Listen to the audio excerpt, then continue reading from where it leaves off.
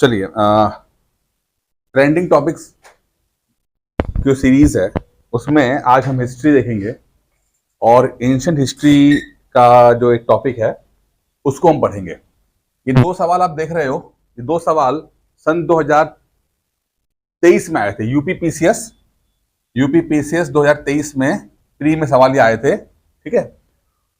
और जो trending topic है उसमें पहले ही कहा था कि अच्छा, एक ही साल में दो सवाल आए हुए हैं, ये आगे पीछे आए हुए हैं। एक ही साल में 2023 में दो सवाल लगातार एक ही टॉपिक के पूछ लिए गए थे। तो ये टॉपिक इंपॉर्टेंट है, हम इन क्वेश्चंस को देखेंगे, साथ में जो पूरा टॉपिक है इसको भी पढ़ने की कोशिश करेंगे, ठीक है। थोड़ा स्पीड तेज रहेगी क्योंकि एक लेक्चर में से खत्म करने की कोशिश किया जाएगा, थोड़ा ज्यादा मटेरियल रहेगा, थोड़ी स्पीड तेज रहेगी। फिलहाल क्वेश्चन देख लेते हैं क्या चीज है। प्राचीन भारत में, प्राचीन काल में भारत पर आक्रमण के संबंध में निम्नलिखित में से कौन सा सही कालानुक्रम है, यानी कि कौन पहले आया कौन बाद में आया, क्या आया, ठीक है। अगर आपने नाम सब सुना हो, एक है यूनानी, शक, कुषाण, यूनानी, कुषाण, शक, शक, यूनानी, कुषाण, शक, कुषाण, यूनानी। इनमें से कौन, चारों में से कौन सा राइट है? पढ़ा है आप लोगों ने कभी पहले? ए नंबर आपने कहा कि है। कब कब आए हैं ये लोग?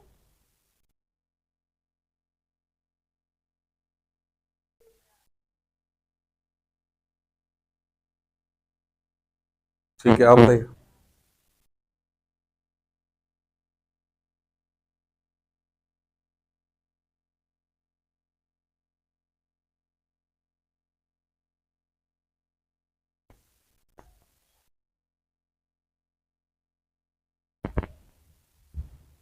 पहला आंसर जो इसका है, फर्स्ट इसका जो है, ये ऑप्शन जो वन है राइट है, ठीक है। इसको भी और डिटेल में पढ़ेंगे। अभी तो आप लोगों ने अपनी नॉलेज कैसे पढ़ा है, लेकिन इसको और डिटेल में जाएंगे कि यूनानी कौन थे, इंडो ग्रीक्स कौन थे, ठीक है, जिसको हम यवन कहते हैं। उसके बाद शक कौन थे, शक कहां से आए, ठीक है। कुषाण कौन थे, कुषाण कहां से आए, ये सब हम डिटेल में पढ़ेंगे, इसको आज पढ़ेंगे, ठीक है। चलिए दूसरा सवाल देखते हैं। मिलिंद पन्हू एक किताब है, राजा मिलिंद और एक बौद्ध भिक्षु के मध्य संवाद के रूप में, यह वह भिक्षु कौन थे? नागार्जुना, नागाभट्ट, नागसेन या कुमरिल भट्ट, कौन थे इसमें से?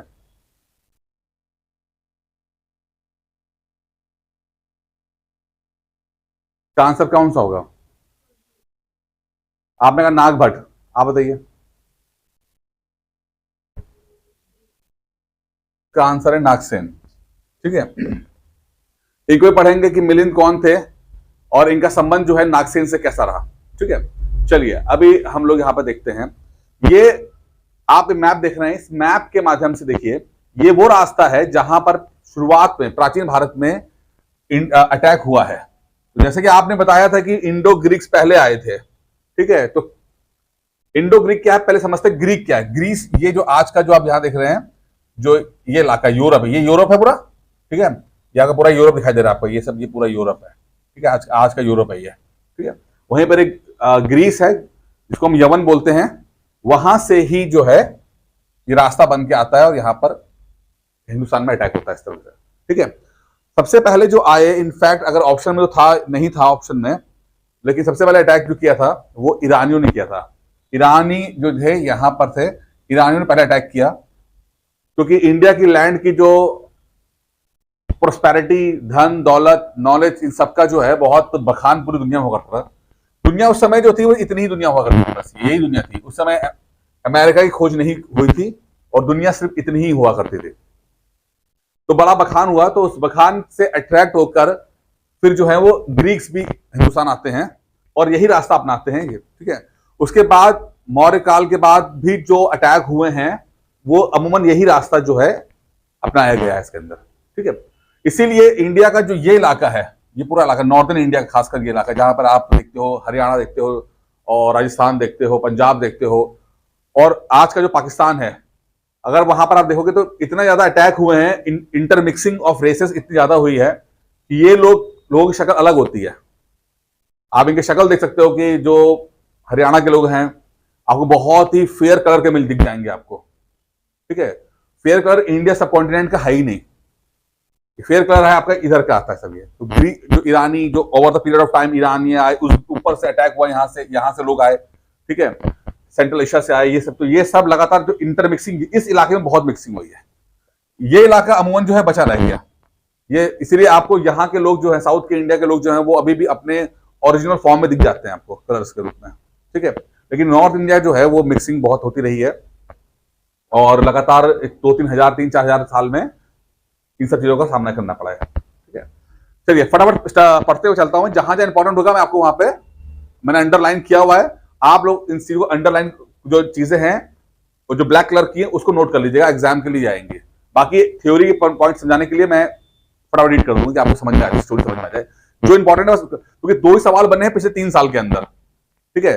ज्यादा हम लोग उस पर, वैसे तो मैं बहुत डिटेल में पढ़ाऊंगा आपको, क्योंकि सवाल कहीं से पूछ सकते हैं। ये 2 सवाल इजी सवाल थे, बहुत मुश्किल सवाल नहीं थे, ठीक है, लेकिन लगातार सवाल आते रहते इस टॉपिक के ऊपर, ध्यान रखिएगा। भारत के उत्तर पश्चिम सीमा पर जब जब राजनीतिक अव्यवस्था उत्पन्न हुई है, तब तक भारत को विदेशी आक्रमणकारियों का सामना करना पड़ा है, ठीक है। भारत में इस तरफ से आक्रमण करने वालों में सबसे पहला नाम ईरानियों का आता है, और ईरानियों में कौन सा पहला आता है, ठीक है। ईरानियों में भी पहला कौन है आपका, वो है डेरियस प्रथम या दारा प्रथम, ये एग्जाम में आता है, बहुत इंपॉर्टेंट है, आपसे पूछ चुका है। अगर आप घटना चक्र देखोगे तो वहां पर दिखाई देगा, पूछा गया सवाल है कि सबसे पहले इंडिया पे अटैक किसने किया था, दारा प्रथम ने इंडिया पे अटैक किया था, ठीक है, जो ईरानियों का था उसमें। अब ईरानी हो गए, थोड़ा सा और अदर जाएंगे तो सीरिया, जो आज का मौजूदा सीरिया है, सीरिया ने एम्पायर वहां पर उनका भी बड़ा अटैक किया गया है, तो वो भी सब इसमें आएंगे भी आपको। बाद में सिकंदर जो कि यूनानी था, अलेक्जेंडर, ठीक है, ने भी इसी रास्ते से भारत पर आक्रमण किया। मौर्योत्तर काल में यह क्षेत्र पुनः विदेशी आक्रमणकारियों के क्रीड़ा स्थल बन गया, ठीक है। ये तो देखिए 2 टाइम है, ये डेरियस प्रथम या दारा प्रथम और अलेक्जेंडर, ये 2 लोग मौर्य काल से पहले आए हुए हैं। ये अगर ये वक्त देख ले, ये हम देख ले, अर्ली देख लेते हैं और ये बाद में देख लेते हैं, ये मतलब बिफोर आफ्टर देख लेते हैं, ठीक है। तो बिफोर में कौन कौन आया हुआ है, दारा प्रथम और अलेक्जेंडर आया हुआ है, ठीक है। उसके बाद मौर्योत्तर काल आ गया, यानी कि यहां पर आपके चंद्रगुप्त मौर्य, आपका अशोक और सब ये सब आ गए, ठीक है। तो पुष्यमित्र सुंग डायनेस्टी स्टार्ट हुई है, उस टाइम पर उस समय जो है, बाद में और लोग आए, उसमें फिर ये आते हैं आपके, ये सब आते हैं जो ये जो इंडो ग्रीक, बैक्टीरियन, शक, हिंद पार्थियन, पहनव और कुषाण, ये सब बाद में आते हैं, ये सब यहाँ पे आते हैं। तो 2 हिस्सों में आप देख सकते हो चीजों को लेकर, ठीक है, समझ आ रहा है। यहाँ पे पहले कौन आया, फिर मौर्य काल आता है, मौर्य काल ने स्टेबिलिटी दी, चंद्रगुप्त मौर्य, अशोक, इसलिए इनको बड़ा ग्रेट माना जाता है, क्योंकि इन लोगों ने स्टेबिलिटी दी थी पूरे देश, कोई भी अटैक कर नहीं पाया। यहां तक कि चंद्रगुप्त मौर्य ने तो जो ये ग्रीक एम्परर था या ग्रीक गवर्नर था वहां, उसकी बेटी से शादी की उन्होंने, ठीक है, तो एक वैवाहिक संबंध बनाए। लेकिन जब जैसे ये लोग कमजोर हुए, उसके बाद फिर से अलग अलग तरह के लोग आना शुरू हुए, तो अगले 300-400 साल में अलग अलग डायनेस्टीज आपको देखने को मिल जाती है, ठीक है। क्लियर हो गया यहां तक आपको, एक मोटा मोटा आपको आइडिया मिल गया यहां से, ठीक है, ठीक है। अच्छा, अब आते हैं इंडो ग्रीक, आते हैं, ये देखिए आप यहाँ पे इंडो ग्रीक पूरा इलाका देख रहे हैं आप इसके अंदर, ठीक है। इंडो ग्रीक को हम हिंद यवन भी बोलते हैं, ठीक है, हिंदी में हिंद यवन, यवन मतलब ग्रीस, ठीक है, आज का ग्रीस, ठीक है। हिंद यवन शासकों का इतिहास जानने का प्रमुख स्रोत जो है भारतीय ग्रंथों में उनके उल्लेख, यूनानी क्लासिकल लेखों के विवरण, ठीक है, जो अलग अलग अभिलेख और सिक्के हैं, उनसे ही हमें पता लगा है कि ये लोग जो हैं आए हुए हैं। अच्छा भाई, ये आप मोटा मोटा आइडिया देख लीजिए, ये सब जो मथुरा है, विदिशा है, पाटलिपुत्रा है, यहां तक भी फैल चुके थे सब ये लोग, ठीक है।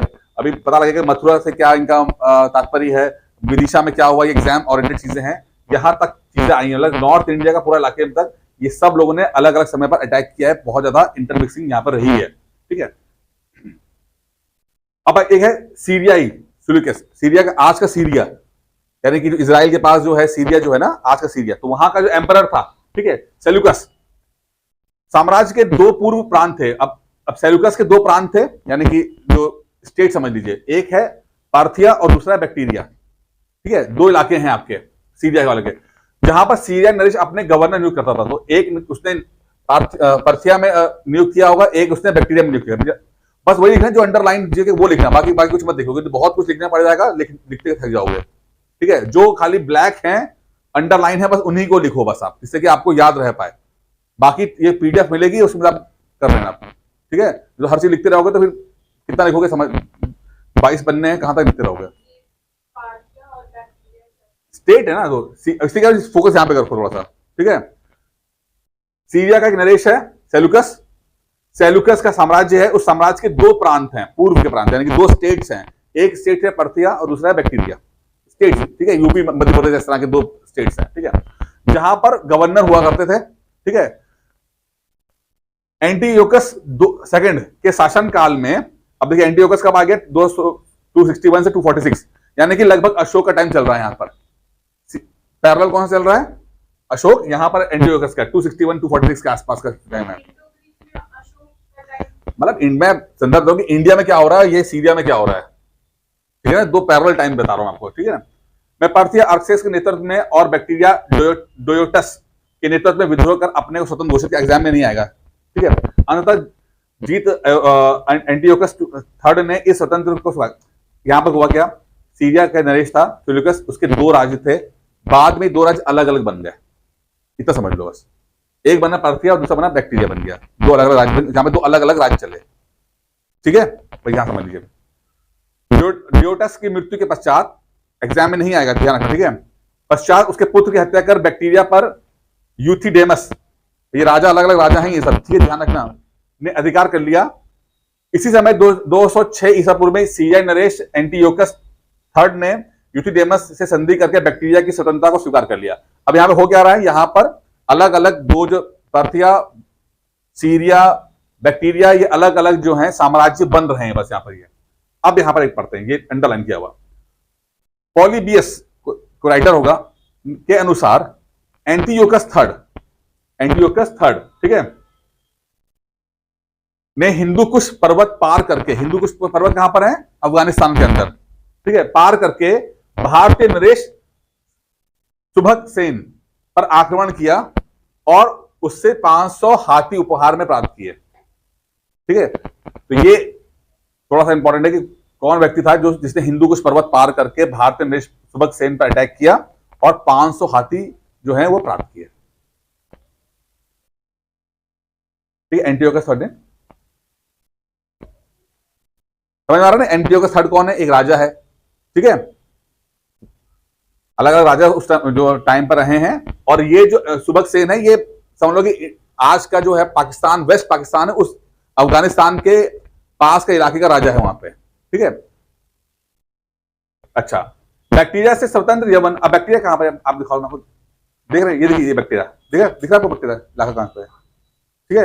ये इलाका पाकिस्तान का है कि नहीं है, आज के मौजूद समय में ये पाकिस्तान का इलाका है, ये बैक्टीरिया, अरे नाम चेंज होते रहते हैं भाई, क्या नाम पुराने नाम है ये, ठीक है। ये इलाका दिख गया आपको, समझ में आ रहा है कि यहाँ पर साम्राज्य होगा, अटैक कर रहे हैं, यहाँ पर आसपास अटैक कर रहे हैं। अब हिंदू कुछ यहाँ पर पहाड़ियां, हिंदू कुछ पहाड़ियां अटैक करके, इधर अटैक करके, यहाँ पर जो राजा होगा उसको भागा, उससे अटैक किया और उससे हाथी ले लिया, ठीक है। मोटा मोटा आपको मैप देख लीजिए, जिससे आपको थोड़ा सा आइडिया मिले कि चीजें कहां पर चल रही हैं, ठीक है।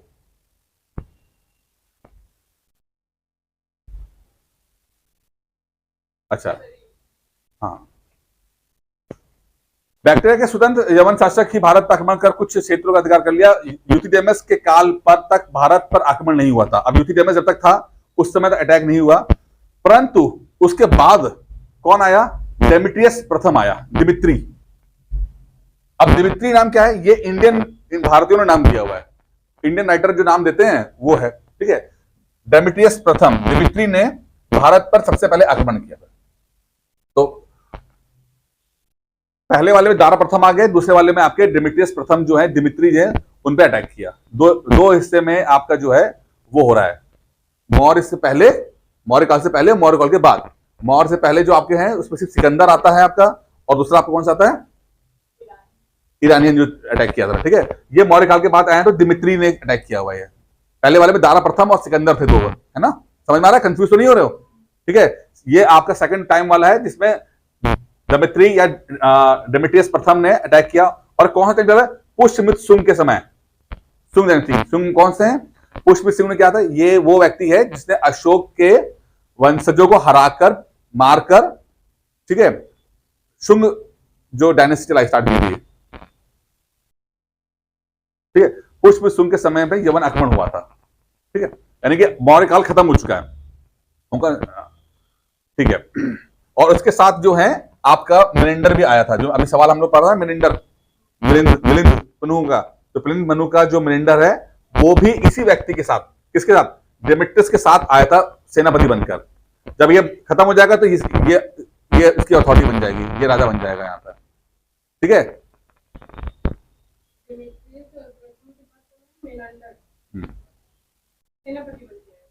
ठीक है। जब डेमेट्रियस भारत विजय में संलग्न था तभी सीरिया नरेश एंटीओकस फोर्थ ने अपने सेनापति यूक्रेटियस को पूर्वी प्रदेशों को जीतने के लिए भेजा। डेमेट्रियस ने यूक्रेटियस से बैक्टीरिया छीन लिया और आगे बढ़कर मत लिखना है, यूथिडेमस वंश से झेलम नदी तक के क्षेत्र पर अधिकार कर लिया। इस प्रकार डेमेट्रियस का राज्य अब केवल में पूर्व में पंजाब और सिंध तक ही सीमित रह गया। बाद में यूक्रेटियस ने सीरिया नरेश को अपने को स्वतंत्र, ठीक है।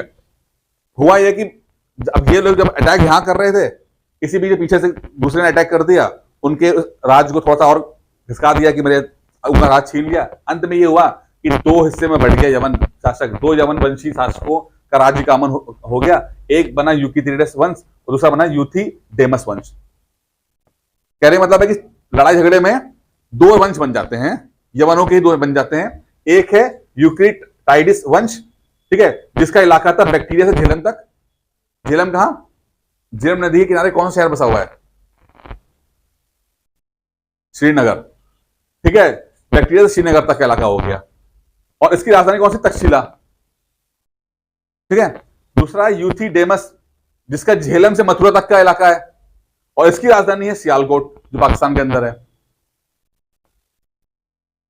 आगे समझ में, दो राजा हैं, दो राजवंश हैं, एक की तक्षशिला राजधानी है, एक की सियालकोट राजधानी है, ठीक है। एक का बैक्टीरिया से झेलम तक का इलाका है, बैक्टीरिया में देखा ही तो ऊपर, ठीक है, और दूसरा झेलम से मथुरा तक का इलाका हो गया, ठीक है। यहां पर दिखा दूंगा फोटो आपको, ये इलाका देखिए इसके अंदर। एक का इलाका जो है यहां तक का इलाका है और एक का इलाका यहां तक का इलाका हो गया, ठीक है ना। एक की राजधानी आपकी तक्षशिला हो गई, एक की राजधानी आपकी मथुरा हो गई।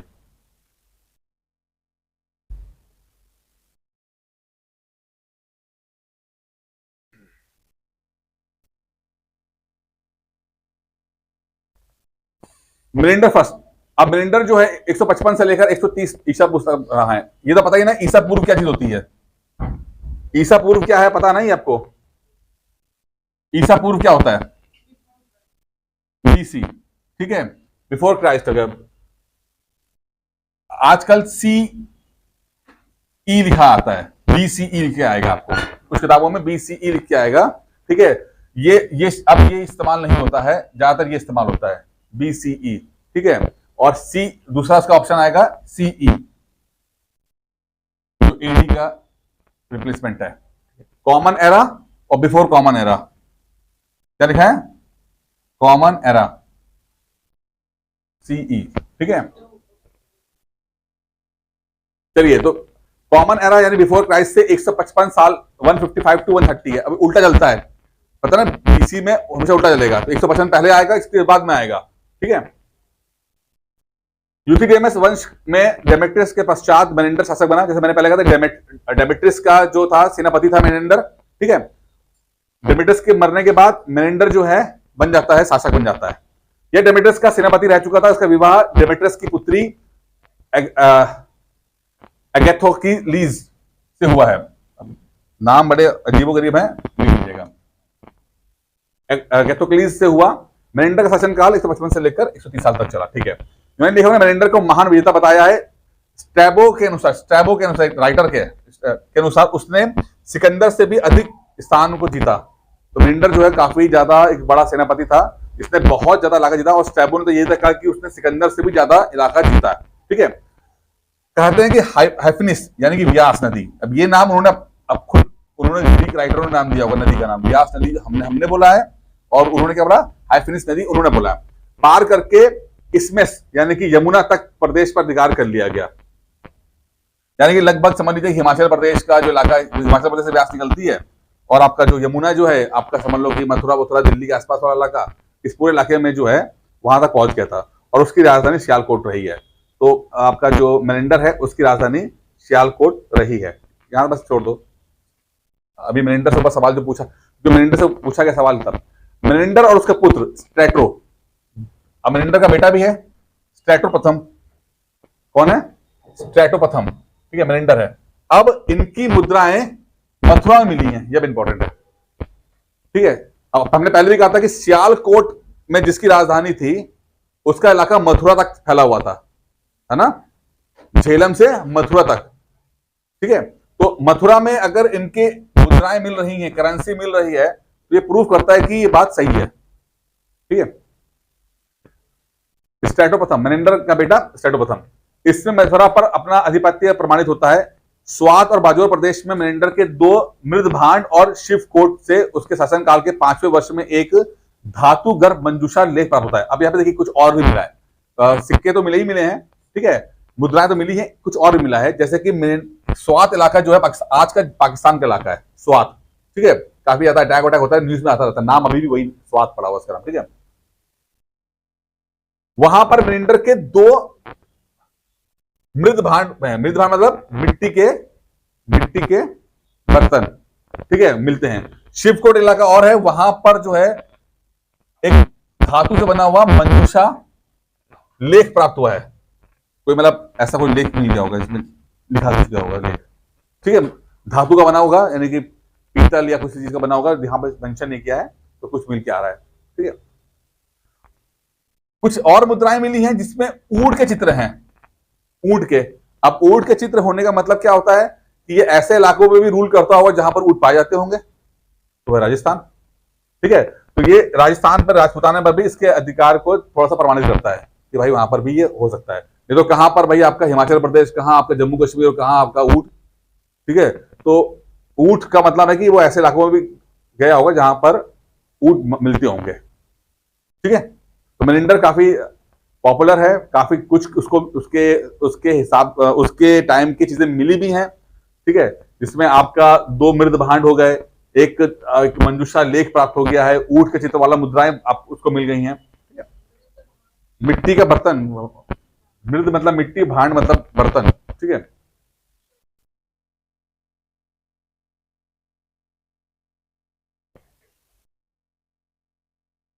ऐसे बैठो तो, ऐसे बैठो।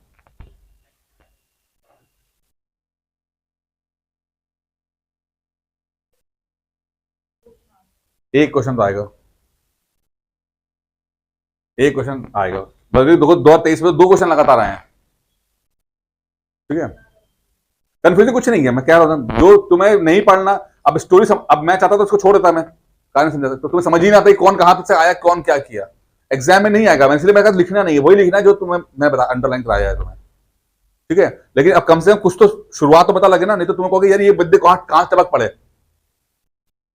मेरे पास वो भी रास्ता था, पहले मैं सोचता कि मेन मेन आपको मैं व्यक्तियों के जो मेन मेन चीजें वो बता देता हूं मैं, फिर मैंने कहा समझ तो तुम्हें कुछ आएगा ही नहीं तुम लोगों को, तो ये समझ में नहीं आएगा बैक्टीरिया कहाँ है, सीरिया कहाँ है, यवन कौन है, क्या है, तो कम से कम शुरुआत तो बताऊं कम से कम कौन सी शुरू कहां से हुई है। लेकिन वो एग्जाम के इंपॉर्टेंट नहीं है, इसलिए मैंने नहीं डाला, ठीक है। इसलिए मैं जो एग्जाम में पूछा है बस उन्हीं अंडरलाइन चीजों को करवाने की कोशिश कर रहा हूं मैं आपको, ठीक है। एंशिएंट हिस्ट्री के अंदर ये मुद्राएं और ये सब चीजें ही पूछी आती हैं एग्जाम में, चाहे याला टाइम हो, चाहे आपका प्री हिस्टोरिकल टाइम हो जाए, कि भाई यहाँ पे क्या पत्थर मिला, हड़प्पा मोहनजोदड़ो की खुदाई में क्या मिल गया, भाई एंशिएंट हिस्ट्री में और होता क्या है, ये सब चीजें होती हैं। अभी पहली बार पढ़ रहे हो ना, अभी लोगों के नाम नहीं जानते ना, पहली बार समझ रहे हो तो कैसे कनेक्शन कहां बन जाएगा आपका भी, ठीक है। ज्यादा मुश्किल सवाल नहीं आएगा, लेकिन मैं थोड़ा सा एक लेवल ऊपर लेकर आपको दे रहा हूं कि अगर मुश्किल सवाल भी आए तो भी कर ले जाओ, ठीक है। चलिए, इलाका काफी लंबा इन्होंने जीता, इन्होंने पंजाब, सिंध, राजपूताना, भड़ोच यानी गुजरात आ गया, बुंदेलखंड यानी कि यूपी का बुंदेलखंड इलाका जो हो गया, मथुरा तक पूरा इलाका फैला हुआ है इनका, यानी कि कहां से, श्रीनगर से लगभग लेकर मथुरा तक और कुछ इलाका गुजरात और राजस्थान तक इलाका पूरा अच्छा फैला हुआ है। इससे आपको आइडिया मिलेगा यार ये लोग हैं कौन, कहां से आए, कितना इलाका जीता, इनका रोल क्या रहा है, 3-4 साल 5 सालों के अंदर इनकी एक्टिविटी बहुत रही है, ठीक है। उनके सिक्कों पर अब देखिए, सिक्के बड़े इंपॉर्टेंट है, यहां पर समझिएगा सवाल इंपॉर्टेंट। जब ये लोग यवन आए, यानी कि ग्रीक आते हैं, एक ग्रीक का ना बड़ा इंपॉर्टेंट, वैसे तो देखिए जब भी कोई एक सभ्यता दूसरी सभ्यता पे अटैक करती है या इन्वॉल्व होती है, ठीक है, तो इंफॉर्मेशन की, नॉलेज की ट्रांसफर भी होता है। कुछ लोग, अब ये दो लोग हैं ना, कुछ ये इनसे सीखते हैं, कुछ ये इनसे सीखते हैं। तो जब यवनों ने इंडिया पे अटैक किया, तो यवनों से पहले इंडिया के जो सिक्के थे ना, इंडिया के जो राजाओं के सिक्के थे, वो बहुत अच्छी शक्ल के नहीं हुआ करते थे। वो पंचमार्क सिक्के हुआ करते थे, ऐसे ऐसे ऐसे, जो हाथ से बन गए, गोल गोल गोल भी ऐसे भी नहीं हो पाते थे, ठीक है, अजीब गरीब शेप के, मतलब बहुत फिक्स शेप के नहीं थे, पंचमार्क कहते हैं उसको हम लोग, ठीक है। लेकिन जब ग्रीक आए तो ग्रीकों ने प्रॉपर एक डाई बना के जो सिक्के बनाना शुरू किया उन्होंने, प्रॉपर जैसे बनते हैं, गोल गोल सिक्के बनते हैं, जो भी शेप होगा प्रॉपर। तो सिक्कों की क्वालिटी जो है वो ग्रीक का, यवनों का ही देन है हमारे, हमें, ठीक है। अच्छा, अब यहां पर और देखते हैं, ये इंपॉर्टेंट चीज इसलिए बोल रहा था, ठीक है। अब ये देखिए, उनके सिक्कों पर धर्मचक्र, धमिया या महरजत अभिकस मेलिंडर्स ये नाम की उपाधि मिलती है, ठीक है। क्योंकि सिक्कों का बड़ा कंट्रीब्यूशन रहा है, तो सिक्कों से संबंधित सवाल बहुत बन जाएगा आपको इस एरा में, क्योंकि ग्रीक का भारत के ऊपर सिक्कों को लेकर एक प्रभाव रहा है। तो कौन से टाइम पर किस राजा ने कौन से सिक्के चलाए, वो बड़ा सवाल इम्पोर्टेंट जाता है, क्योंकि इनसे पहले जो राजा रहे उनके सिक्कों में क्वालिटी खराब थी, ना नाम भी नहीं लिखा होता था, मतलब कि कोई किसने चलाया ये भी सबको मेंशन नहीं होता था। ये प्रथा यहां शुरू की इन लोगों ने, ठीक है। तो धर्मचक्र, धमिया एवं महरजत अभिकस मेलिंडस की उपाधियां भी जो हैं इनके सिक्कों से बनती है। अच्छा, ट्रिपल्स नाम एक किताब का नाम है, ट्रिपल्स ऑफ द एशियन सी, नाम सुना है, एग्जाम में सवाल आएगा आपको, आ भी चुका है। ट्रिपल्स ऑफ एशियन सी के राइटर कौन है? तो आंसर आएगा, कौन है राइटर? अज्ञात, एक व्यक्ति का नाम है, व्यक्ति का नाम नहीं है, जो राइटर कौन है इसका कोई भी निकाल नहीं पाए हैं, ठीक है। सिर्फ किताब मिली है, राइटर कौन है ये पता नहीं लग पाया है। तो ऑप्शन में अज्ञात आएगा, तो अज्ञात को टिक कर दीजिएगा। अज्ञात मतलब तो व्यक्ति का नाम नहीं पता है, तो उस क्या क्या अरे बता रहा पढ़ा थोड़ा सा यार। पेरिपल्स ऑफ एशियन सी के अंदर, ठीक है, उस किताब में लिखा कि मेलिंडर जो है, मेलिंडर के सिक्के भड़ोच में भी मिले हैं, गुजरात में आपका जो इलाका है वहां तक मिले हैं आपके, ठीक है। नाम पुराने और नए नाम मिक्स हो रखे से थोड़ा ध्यान रखना है कि कौन सा नाम क्या है, आपको बस आइडिया ले लेना है कि हाँ भाई क्या हो रहा है। मेलिंडर की पहचान। अच्छा, अब दूसरा जो इंपॉर्टेंट, जो आपके एग्जाम में सवाल आया है, ये पढ़ो, जो एग्जाम में सवाल आया आपके, ये सवाल आया आपके, ठीक है ना। मेलिंडर की पहचान नागसेन कृत मिलिंद पनु, नागसेन कृत मिलिंद पनु के मिलिंद एवं अथार मिलिंडर और बौद्ध भिक्षु नागसेन के मध्य जो वार्तालाप हुई है उसके मिलिंद से हुई है ये, ठीक है। तो मिलिंद पनु का जो मिलिंद है वही मिलिंडर है। और एक कहा जाता है कि एक बड़ी पतली सी किताब है, इधर बैठ के बेटा देख नहीं पा रही, उधर बैठ जाओ तो साइड हो जाओ, पूरा देखो ना आराम से। पूछता है एक बौद्ध भिक्षु है आपका नागसेन, नागसेन से मिलने मिलिंडर जाते हैं और वहां पर वो कुछ सवाल रखते हैं, और जो मिलिंदर है नागसेन है वो उन चीजों का रिप्लाई करते हैं, जिससे प्रभावित होकर, नागसेन की बातों से प्रभावित होकर, आंसर से प्रभावित होकर मिलिंडर जो है बौद्ध धर्म को अपना लेते हैं, ठीक है। ये हाँ, तो एक बड़ी फेमस किताब है ये, मिलिंद पनु, ठीक है। मिलिंद के सवाल इस तरह के जो है। अच्छा देखो, नागसेन की वार्ता से प्रभाव होकर मिलिंद बुद्ध बन जाते हैं, बौद्ध बन जाते हैं। यह भी कहा जाता है कि मिलिंद अपने पुत्र के पक्ष में गद्दी ताक कर बौद्ध भिक्षु बन जाता है, और बौद्ध भिक्षु बनने का पर इतिहासकारों का मतलब एक सहमत नहीं है। ये है कि हाँ वो बुद्धिज्म को अपना लेता है, बौद्ध भिक्षु, कुछ लोग कहते हैं बौद्ध भिक्षु बन जाता है, कुछ कहते हैं नहीं बनते हैं, लेकिन इतना तो है कि बुद्धिज्म को अपना लिया। अच्छा, हिंदो यवन राजाओं में एक बात समझिएगा, जितने भी ये आए इंडो ग्रीक, या उसके बाद जो शक आएंगे, उसके बाद जो और लोग आएंगे, इन्होंने जो हिंदुस्तान के धर्म थे इससे बहुत प्रभावित हुए, और उन्होंने यहाँ के धर्मों को अपनाया, चाहे वो हिंदुज्म हो, ठीक है, चाहे बुद्धिज्म हो, अलग अलग लोगों ने अपनाया। जैसे कि मिलिंद ने यहाँ पर बुद्धिज्म अपना लिया, ठीक है, लेकिन अभी इनके और बाकी लोगों ने दूसरे भागवत धर्म हो गए या बाकी धर्म भी हो गए, उनको भी अपनाया है, ठीक है। तो कुछ लोग कहते हैं कि बुद्धिज्म को बहुत अपनाया, तो इसके पीछे एक कारण ये बताते हैं कि क्योंकि जनता उस समय बुद्धिस्ट जनता बहुत थी। जो इलाका इंडिया का इलाका था याला, जो खासकर ये अफगानिस्तान से पाकिस्तान का जो पूरा इलाका है, यहाँ बुद्धिज्म बहुत फैला हुआ था। पॉपुलेशन बहुत ज्यादा बुद्धिस्ट थी। तो संभावना था कि जहां पर जिन पर रूल कर रहे हैं उनके ही धर्म को अपनाकर एक तरह से एक कनेक्शन बनाने की कोशिश की गई है। यहाँ पे एक कनेक्शन बन जाए, जिससे कि जैसी प्रजा वैसा राजा। ऐसा ना हो कि प्रजा को लगे कि यार हम तो कुछ और मानते हैं, राजा कुछ और कर रहा है। ठीक है। क्षेमेंद्र एक राइटर है, ठीक है।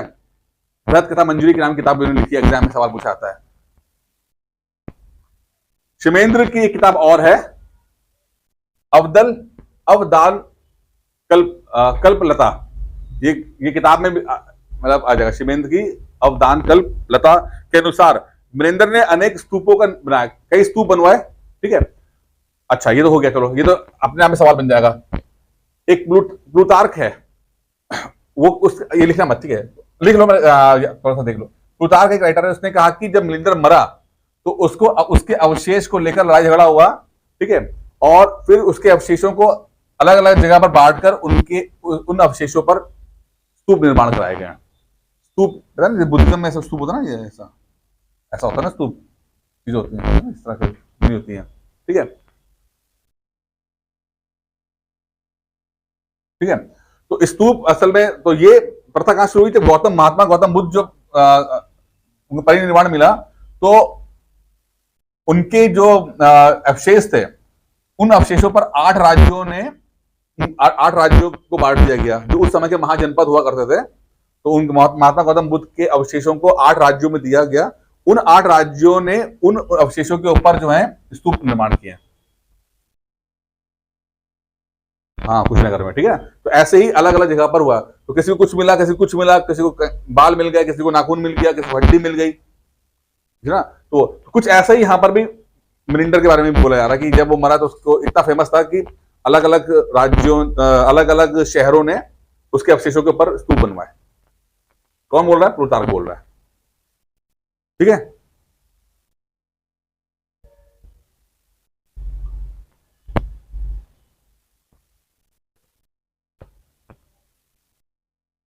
ये पढ़ा दिया मैंने आपको।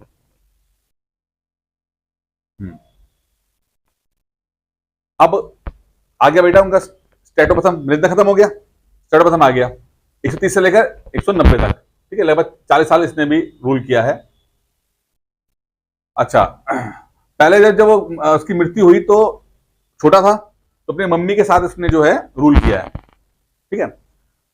स्टेटोप्रथम ने सोटर की उपाधि ली है, अलग अलग उपाधियां ली है, तो इसमें सोटर की उपाधि जो है स्टेटोप्रथम ने ली है। ठीक है। स्टेटो का यूक्रेटाइज वंशी शासक हेलियोकिस से संघर्ष हुआ।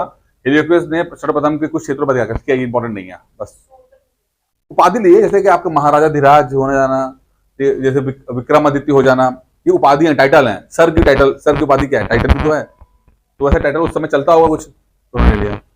हम इसका एग्जैक्ट मतलब नहीं बता सकते, क्योंकि उनके संदर्भ में क्या चीज होगी। ठीक है। लेकिन ये जो शोटर की उपाधि ली है उसने। जैसे विक्रमादित्य है, तो विक्रमादित्य कितने विक्रमादित्य हुए हैं? 14 विक्रमादित्य हुए हैं। ठीक है। गुप्ता पीरियड के बाद चंद्रगुप्त विक्रमादित्य यानी सेकंड, चंद्रगुप्त सेकंड को विक्रमादित्य उसने भी उपाधि ली, और चंद्रगुप्त सेकंड की वजह से ये विक्रमादित्य की उपाधि बड़ी फेमस हो गई। तो उसके बाद से लेकर जो बहुत सारे राजाओं ने, 14 राजाओं ने जो है विक्रमादित्य की उपाधि ली है। जहां तक कि आपका पानीपत का दूसरा जो युद्ध होता है, ठीक है, हेमू विक्रमादित्य कहते हैं उसको, तो हेमू ने भी अपने ऊपर विक्रमादित्य की उपाधि ली थी। तो मतलब 1000 साल के दौरान में 14 विक्रमादित्य उपाधि वाले बंदे आते हैं। ठीक है। चलो, यहां तो हुआ इतने लिखना, मत लिखना। अब यूक्रेटाइज वंशी जवनों, अब दूसरा वाला जो वंश है, एक ये निकल गए, अब उधर वाले यूक्रेटाइज वंशी जवनों का जो, अब इसमें हेलियोकिस आता बंदा। ध्यान देने वाली बात है कि यूक्रेटाइज ने ड्रामेटिस से बैक्टीरिया छीन लिया। ठीक है। यूक्रेटाइज का पुत्र हेलियोकिस अपने पिता की हत्या कर वहां कर 155 ईसा पूर्व में शासक बन गया। हेलियोकिस के समय बैक्टीरिया पर शकों ने अधिकार कर लिया। अच्छा, अर्थात हेलियोकिस के हाथ से बैक्टीरिया निकल गया। अब यहाँ पे एक चीज समझते हैं, बैक्टीरिया का अंतिम शासक हेलियोकिस था। अब यहाँ पे है हुआ क्या, देखो समझते हैं, थोड़ा सा आपको आइडिया मिल जाएगा। देखो, ये बैक्टीरिया है। ठीक है।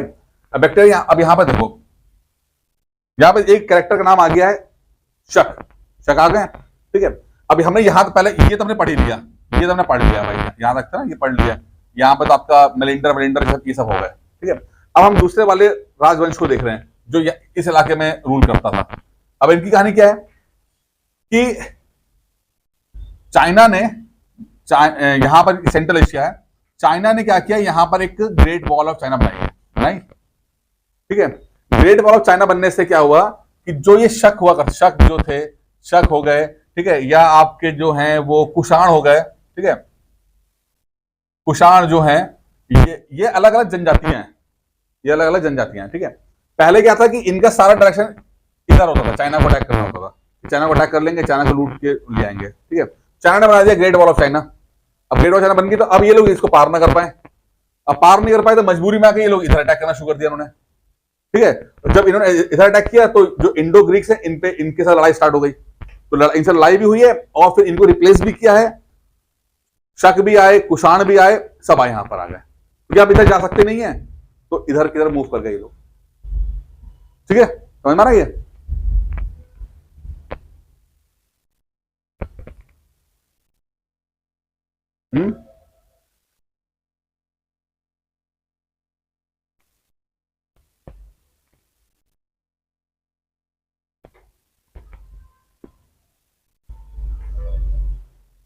इस प्रकार बैक्टीरिया का अंतिम जन्म शासक कौन है, जो यहां क्या लिखा है देखो।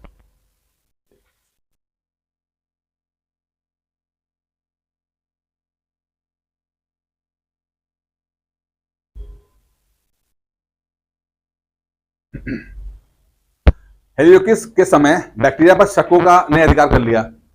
जो शक जनजाति थे वो चाइना की जगह इधर मूव कर गए और हेलियोकिस के हाथ से बैक्टीरिया निकल गया और बैक्टीरिया का जो अंतिम शासक जो था वो हेलियोकिस था। चलो ठीक है, ये हो गया हेलियोकिस। अब एकमात्र भारतीय नरेश हो गया संभवतः इस समय, उसने ठीक है, मत देखो, हो गया। अब हम शक की एंट्री हो चुकी है। अब यहीं पर एक दूसरा एक राजा और आता है, एंडियालिकिस या एंटियालिसिड्स, ठीक है। तो एंडियालिकिस हिंदी बोलेंगे और उसको इंग्लिश में नाम अलग दिया रखा है, ध्यान रखना है, ये दोनों एक जैसे नहीं हो रहे, ठीक है।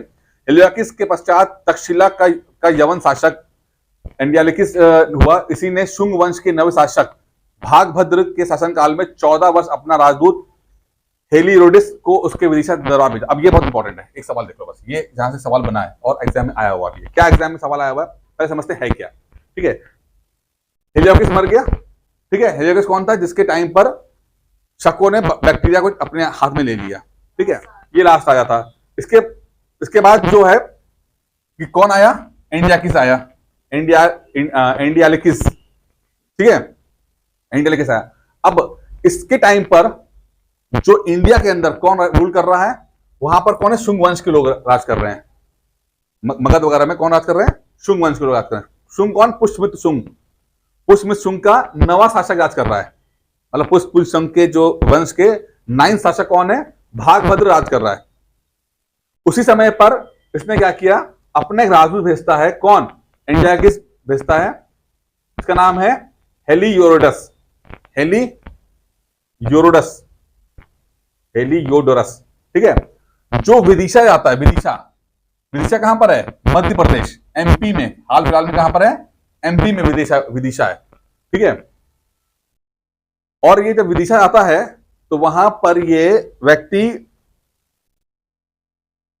अच्छा, विदिशा को एक नाम और बेस नगर भी बोला जाता है, बेस नगर या विदिशा बोला जाता है, ठीक है। आज के जमाने में मध्य प्रदेश के अंदर है, ठीक है। वहां पर एक गिफ्ट, एक चीज की स्थापना करता है, इसका गरुण स्तंभ की स्थापना करता है।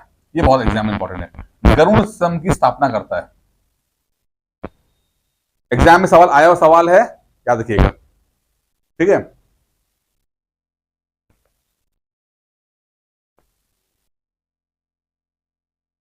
ठीक है, तो शुंगों से मैत्री स्थापना के भाव को प्रकट करता है। अब इधर तो धीरे धीरे करके जो इंडो ग्रीक है वो शुंगों से भी जो है वो अब संबंध बना रहे हैं यहाँ पे, ठीक है। गरुण स्तंभ यानी कि ऐसा स्तंभ, ऐसा एक खंबा जिसके ऊपर जो है वो गरुण बना होगा, ठीक है। कहां पर है, विदिशा के अंदर। कई बार सवाल पूछा गया है कि विदिशा का गरुण स्तंभ किसने करा, तो किसने किया, हेलियोडोरस, जो कि एक गवर्नर था, ना कि राजा, एक बार सवाल पूछा गया था, 3-4 पूछा गया, इसमें से कौन सा ऐसी चीज है जो किसी राजा ने नहीं स्थापित किया है, तो वो था गरुड़ स्तंभ। ठीक है, क्योंकि ये गवर्नर राजदूत लिखा हुआ, देखो ध्यान रखना, सवाल क्या है भूल मत जाना इसके अंदर। एक नेता हुआ करती थी बीजेपी की, वो विदिशा से चुनाव लड़ती थी, वो क्या नाम उनका, सुषमा स्वराज।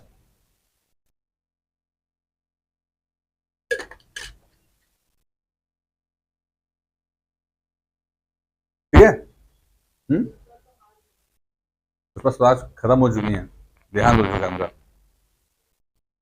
हाँ, कोई और होगा, लेकिन मैं लड़ती थी, ठीक है, फेमस, इसलिए फेमस बहुत हो गया था विदिशा। ठीक है, यहां पर क्लियर हो गया, एग्जाम के लिए समझ में आ गया कि क्या सवाल आता है कि राजदूत हेलियोडोरस, जो कि है एंडियालिकिस का राजदूत।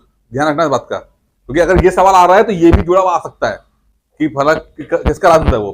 तो एंडियालिकिस का राजदूत है वो, जो जाता है बेसनगर विदिशा में और वहां पर गरुड़ स्तंभ की स्थापना करता है। ठीक है, क्या देखो कौन है।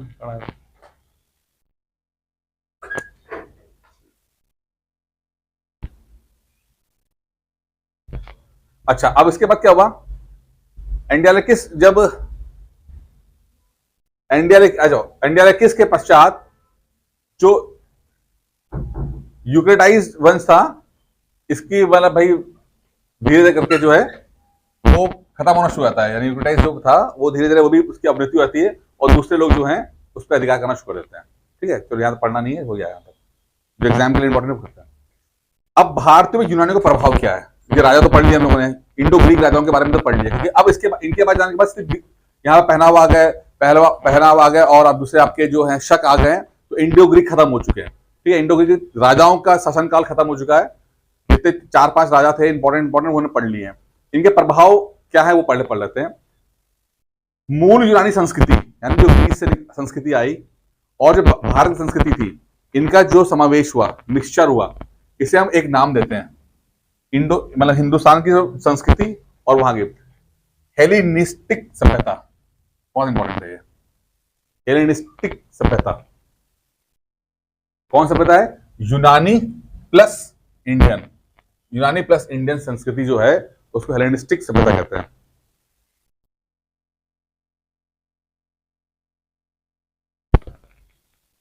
ठीक है,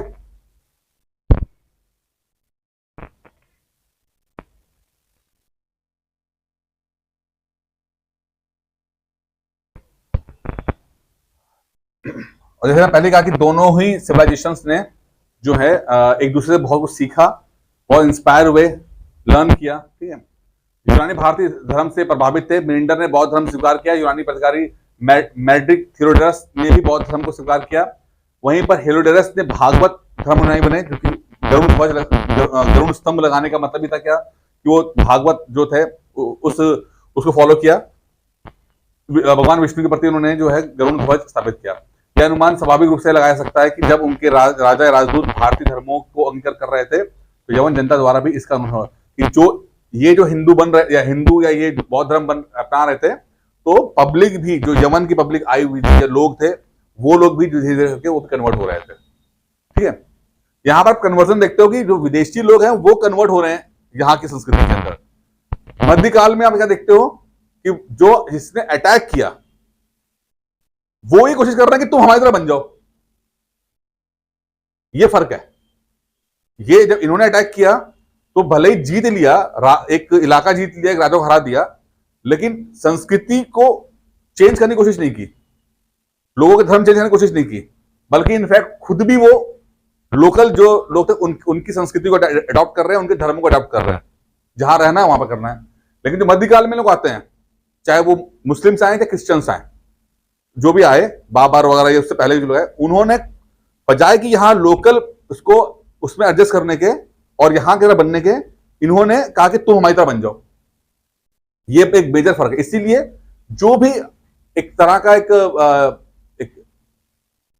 कहते हैं कि एक रहता है कि नेगेटिविटी जो रहती है वो मध्यकाल के प्रति ज्यादा रहती है। इनके अटैक उन्होंने भी किया हुआ है, ठीक है, इनके प्रति क्यों? क्योंकि इन्होंने अडॉप्ट करे संस्कृति को, अडॉप्ट करे। भाई जब आप राजा को राजा हरा दे समझ में आता है, लेकिन वो राजा बहुत से संस्कृति चेंज कर रहा है तो वो दिक्कत हो जाती है कि आप बिल्कुल चेंज कर दे रहे हो अपने आप। ठीक है, भारत ने क्या सीखा यूनान से? ज्योतिष सीखा, कला सीखी, विज्ञान सीखा, मुद्रा सीखी, ये बहुत कुछ सीखे। ठीक है, इनफैक्ट जो गौतम बुद्ध की जो फोटो है, आज जो गौतम बुद्ध की शक्ल देखते हो, वो गौतम बुद्ध की जो आज का जो मूर्ति है, शक्ल है, जो जो जो चित्र है, वो यूनानियों की देन है। यूनानियों ने उनको अपने रूप में अपनी तरह में बनाया। इसीलिए आप देखो गौतम बुद्ध के जो नैन नक्श हैं, गौतम बुद्ध की जो क्लीन सेफ है, बिल्कुल चिकने हैं, ठीक है, उनकी जो नैन नक्श है बिल्कुल वो यूनानियों की तरह लगती है। वो इंडियन लगती नहीं है। वो 100% गौतम बुद्ध ऐसे नहीं होंगे जैसे दिखते हैं, वो अलग तरह के होंगे। ठीक है, लेकिन चूंकि पहली बार यूनानियों ने उनकी मूर्ति बनाई मथुरा के अंदर, मथुरा एक सेंटर, बहुत बड़ा सेंटर था, बुद्धिस्ट सेंटर था बहुत बड़ा, और जो मथुरा आर्ट थी वो इंस्पायर थी यूनान से। मथुरा एक सेंटर था बुद्धिज्म का, ठीक है, और जो आर्ट थी, कला थी, वो इंस्पायर कहां थी? यूनान से इंस्पायर थी। जो टेक्नोलॉजी थी, जो टेक्निक थी, वो सब यूनान से सीख रहे हैं, तो मूर्ति वैसी बन रही है।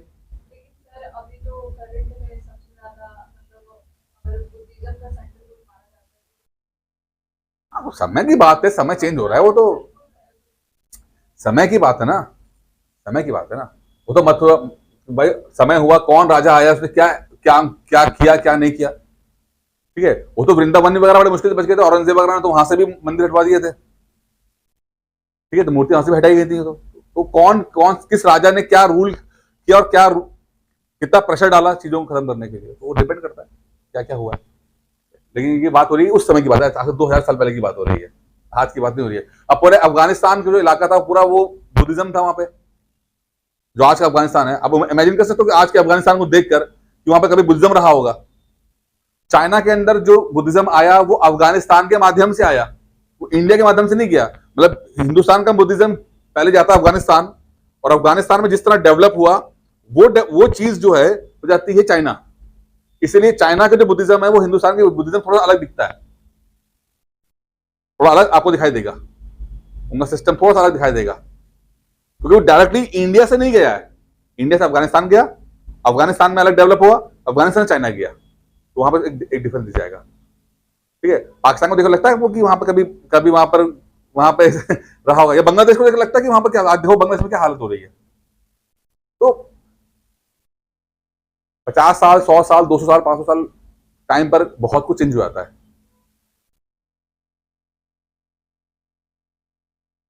इंडो ग्रीक संपर्क से भारतीय मुद्रा प्रणाली में महत्वपूर्ण प्रभाव पड़ा। यूनानी संपर्क से पूर्व भारतीय मुद्राएं बेडोल और लेख विहीन थी। मैंने कहा पंचमार्क, सिर्फ मार्क किया, वो ठप एक ले लिया कॉटन कॉपर का या किसी चीज का, उस पर ठप्पा लगा दिया, पंचमार्क कहते हैं उसको, सिक्का बन गया वो।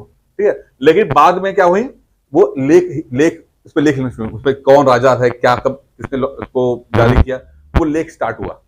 तो ये चीज सीखी यूनान से सीखी है। ठीक है ना, परंतु यूनानी प्रभावों से मुद्राएं सुडौल, कलात्मक और लेख युक्त होने लगी। यूनानियों से ही भारतीय सांचे को ढालकर मुद्रा बनने का कला यानी डाई सिस्टम बनना शुरू हुआ। शासक की आकृति युक्त सिक्कों का चलन भारतीय ने यूनानी सीखा कि शासक की राजा है उसकी शक्ल भी उस पर दिखाई देने लगे, तो ये भी हमें सीखा यूनानियों से। ठीक है, द्विभाषा मुद्रा का प्रचलन किया, दो भाषा थी। सबसे पहले द्विभाषा मुद्रा जारी करने वाला डेमेट्रियस था। ठीक है, चलो स्ट्रैटो 2 ने शीशे, ये होता है स्ट्रैटो 2 ने शीशे का शीशा यानी लेड। ठीक है, ये बहुत इंपॉर्टेंट है, ध्यान रखना, एग्जाम में आ चुका है, समझ लीजिए। तो कब आया है? 2014 में, पीछे 2014 में आया हुआ है। स्ट्रैटो 2 ने शीशे के सिक्के, ये सवाल 14 में आया तो घटना चक्र में आया है। ठीक है, ना ही घटना चक्र में आया तो एग्जाम में आया है। समझ में आया? दोनों बातों में बहुत 180 डिग्री का फर्क है। ठीक है, ये सवाल पीसीएस में आया तो घटना चक्र में है, घटना चक्र में है तो पीसीएस में नहीं आया, ये समझना इस बात को। ठीक है, स्ट्रैटो ने शीशे के सिक्के जारी किए। यूनानी भाषा के में सिक्कों के प्रयोग प्रम शब्द को पूर्ण अधिकारी लेखों में अपना लिया। ठीक है, चलो अब इस शब्द प्रम, ये धर्म है यार, ये धर्म है, धर्म धर्म ये धर्म है। हाँ, धर्म, हाँ सिक्कों का, इसीलिए कर रही थी। और ये मेन से बहुत इंपॉर्टेंट आप लोगों के लिए, जब आर्ट एंड कल्चर पढ़ते हो ठीक है, कॉइन्स पढ़ते, मैंने मथुरा वाला जो पढ़ा है आपको, गंधार शैली, मथुरा शैली, मेंस आता है आपको, मेंस में लिखना पड़ेगा आपको। वो तो पूरा का पूरा है कि आर्ट एंड कल्चर में गौतम बुद्ध की जो नैन नक्श बन रहे हैं, गौतम बुद्ध की जो बन रही है मूर्तियां बन रही हैं, वो यूनानी यूनानी से पूरा इंस्पायर हैं, जब लिखते हो आप लोग। ठीक है,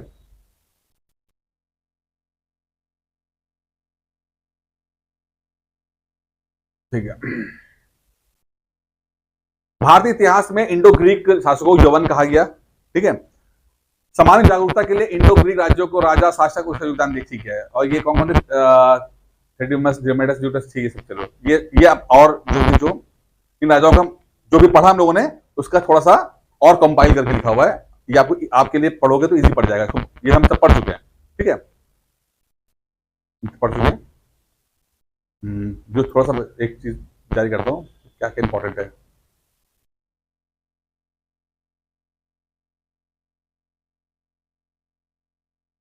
इसलिए पीडीएफ को बाद में पढ़ लेना, ठीक है, पीडीएफ पे कंटेंट ज्यादा रहेगा, फोकस वहां पर मैंने कराया है जहां पर आपको इजी पड़ेगा। अब अपोलोडोटस के बारे में क्या बोला था कि इंडो ग्रीक समाज का वास्तविक संस्थापक कौन है?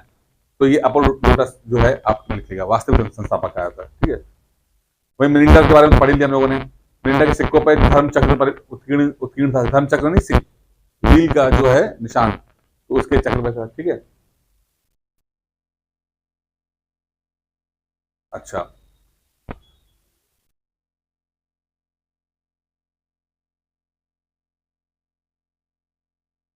अब ये अलग अलग राजा रहे हैं यार, इनको एग्जाम में ये पढ़ लेना, ये अभी तक सवाल आए नहीं है।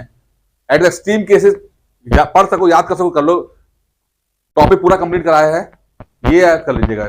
सवाल अभी तक इस तरह के सवाल आए नहीं है। ठीक है, तो मैंने पहले आपसे बोला था कि हम थोड़ा सा एक लेवल ऊपर जाकर इन चीजों को हम पढ़ने की कोशिश कर रहे हैं, तो आप लोग इसको रीड कर लीजिएगा क्या क्या है ये। चलिए, मैं जो मेन चीज थे वो कर रहा था कि आपको समझ में आ जाए।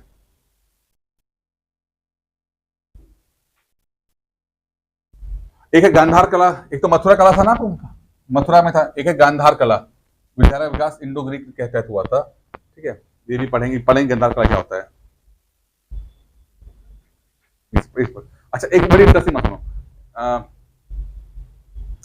आपने वो देखी, एक मूवी देखी 300, एक हॉलीवुड की पिक्चर है, देखिए एक मूवी है, आज से इसके 2 पार्ट आए हैं। 300 में आप देखते होगे कि वहां पे स्पार्टन जो हैं लड़ते हैं। ठीक है, तो स्पार्टन्स जो जिनसे लड़ते हैं उसका नाम होता है जेरिक्सिस, जो लंबा होता है, लंबा सा। ठीक है, जेरिक्सिस होता है। ठीक है, तो वैसे वो 300 है, वो स्पार्टन्स की कहानी है, रोम के स्पार्टन्स हैं। ठीक है, दूसरा व्यक्ति कौन है? पर्शिया का जरकीज ये होता है। जरकीज की सेना के अंदर इंडियंस भी थे। ठीक है, ये है। तो भारतीय सैनिक उस हकमानी सेना में शामिल थे, इसमें जेलेंस्की के समय पर यूनान पर आक्रमण किया था। तो जो 300 मूवी है वो उसके अंदर हकमानी सेना में जेलेंस्की थे। ठीक है, अच्छा, एक जो इंपॉर्टेंट है, खरोष्टी लिपि लिखी है, एक खरोष्टी लिपि आती है, यहाँ मेंशन है यहाँ पे। खरोष्टी जो है वो इंडिया में चलती थी। ठीक है, और ये लिपि जो आज का जो हमारा ये अफगानिस्तान का इलाका जो है, ठीक है, जहां पर ये यूनानी रहे हैं, यहां पर बड़ी पॉपुलर हुआ, और यहां पर इस लिपि पे लिपि को यूज किया गया अलग अलग शिलालेख को लिखने के लिए। अशोक ने भी इस्तेमाल किया इसके बारे में। ठीक है, इसकी खासियत क्या थी कि उर्दू की तरह जो है वो दाएं से बाएं चलती थी, ऐसे, इस तरह चलती थी। इंग्लिश और हिंदी क्या करती है? ऐसे चलती है। ठीक है, इंग्लिश और हिंदी और बाकी ऐसे चलती है, ये लेफ्ट टू राइट थी, लेफ्ट टू राइट। हाँ वही, ठीक है, अरबी की उस तरह की। ठीक है, लिपि और भाषा में क्या फर्क होता है? लिपि और भाषा क्या फर्क है? लिपि भाषा बोली,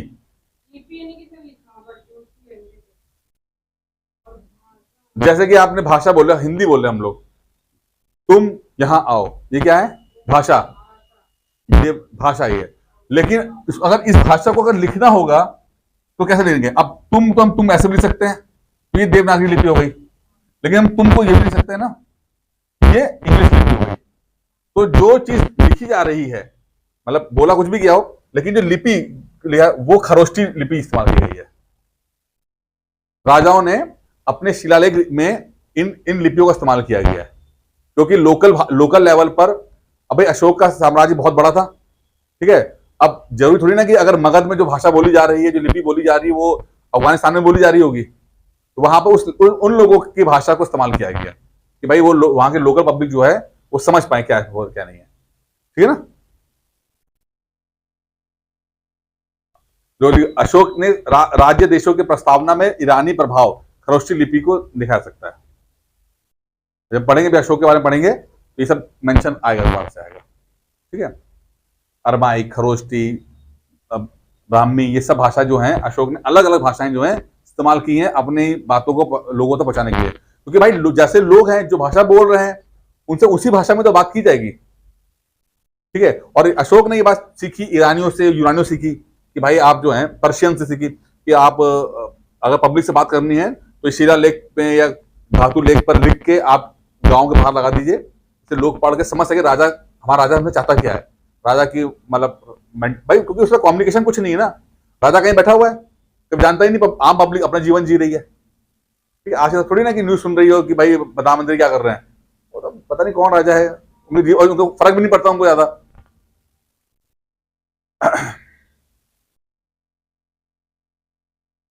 अब देखिए, बड़ी आश्चर्य की बात यह है, किसी भी भारतीय स्रोत ने सिकंदर के विषय में कोई उल्लेख नहीं लिखा है। सिकंदर इंडिया आता है लेकिन किसी ने भी सिकंदर के बारे में लिखा नहीं है, इंडियन ने नहीं लिखा, किसी किताब में नहीं मिलता कि जो है वो जितना मिला है हमें सिकंदर के बारे में वो यूनानी और रोमन राइटर्स के माध्यम से पता लगा है कि इंडिया पे अटैक हुआ है। कोई भी भारतीय स्रोत में सिकंदर के विषय में नहीं जानता है, ठीक है।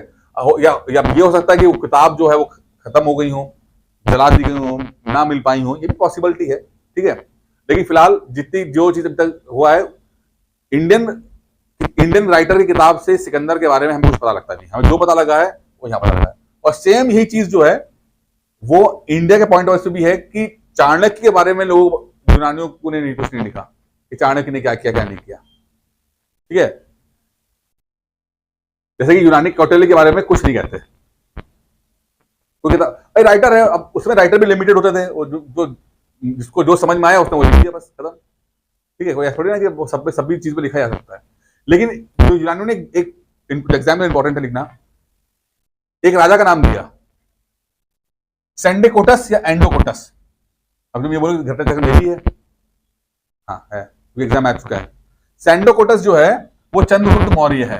ये बात उन्होंने मतलब मान ली थी, और इसकी बात से हम लोग जो है हमने भी उन्हीं को इस बात को माना, और ये हमने फिर समझ पाया कि चंद्रगुप्त जो मौर्य है वो 326 बीसी में वो राजा बनता है, और हम समझ पाए कि मौर्य सम्राट को समझ पाए। यहां पर यूनानियों का देन है कि हम चंद्रगुप्त मौर्य की जो सिंहासन रोहण है उसको समझ पाए कि 326 बीसी में है, और सेंडोकोटस या एंडोकोटस जो कि यूनानियों ने चंद्रगुप्त मौर्य का नाम दिया था, हम समझ पाए कि दोनों नाम एक ही व्यक्ति के हैं। हमने चंद्रगुप्त मौर्य बोला है और यूनानियों ने इसको सेंडोकोटस या एंडोकोटस कहा है। एग्जाम में सवाल आया हुआ सवाल है, ये ध्यान रखना इस बात का, सेंडोकोटस और एंडोकोटस कौन है, तो मतलब वही है चंद्रगुप्त मौर्य,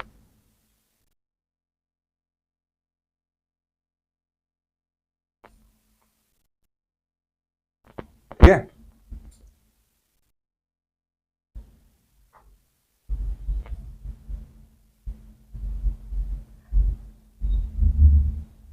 अब जब तक्षशिला पहुंचा सिकंदर, तो सिकंदर में 5 महीने के बाद घूमते घामते तक्षशिला पहुंचा। तक्षशिला में अब चूंकि सिकंदर जब आया वहां पे तो बहुत सारे छोटे छोटे राजा हुआ करते थे।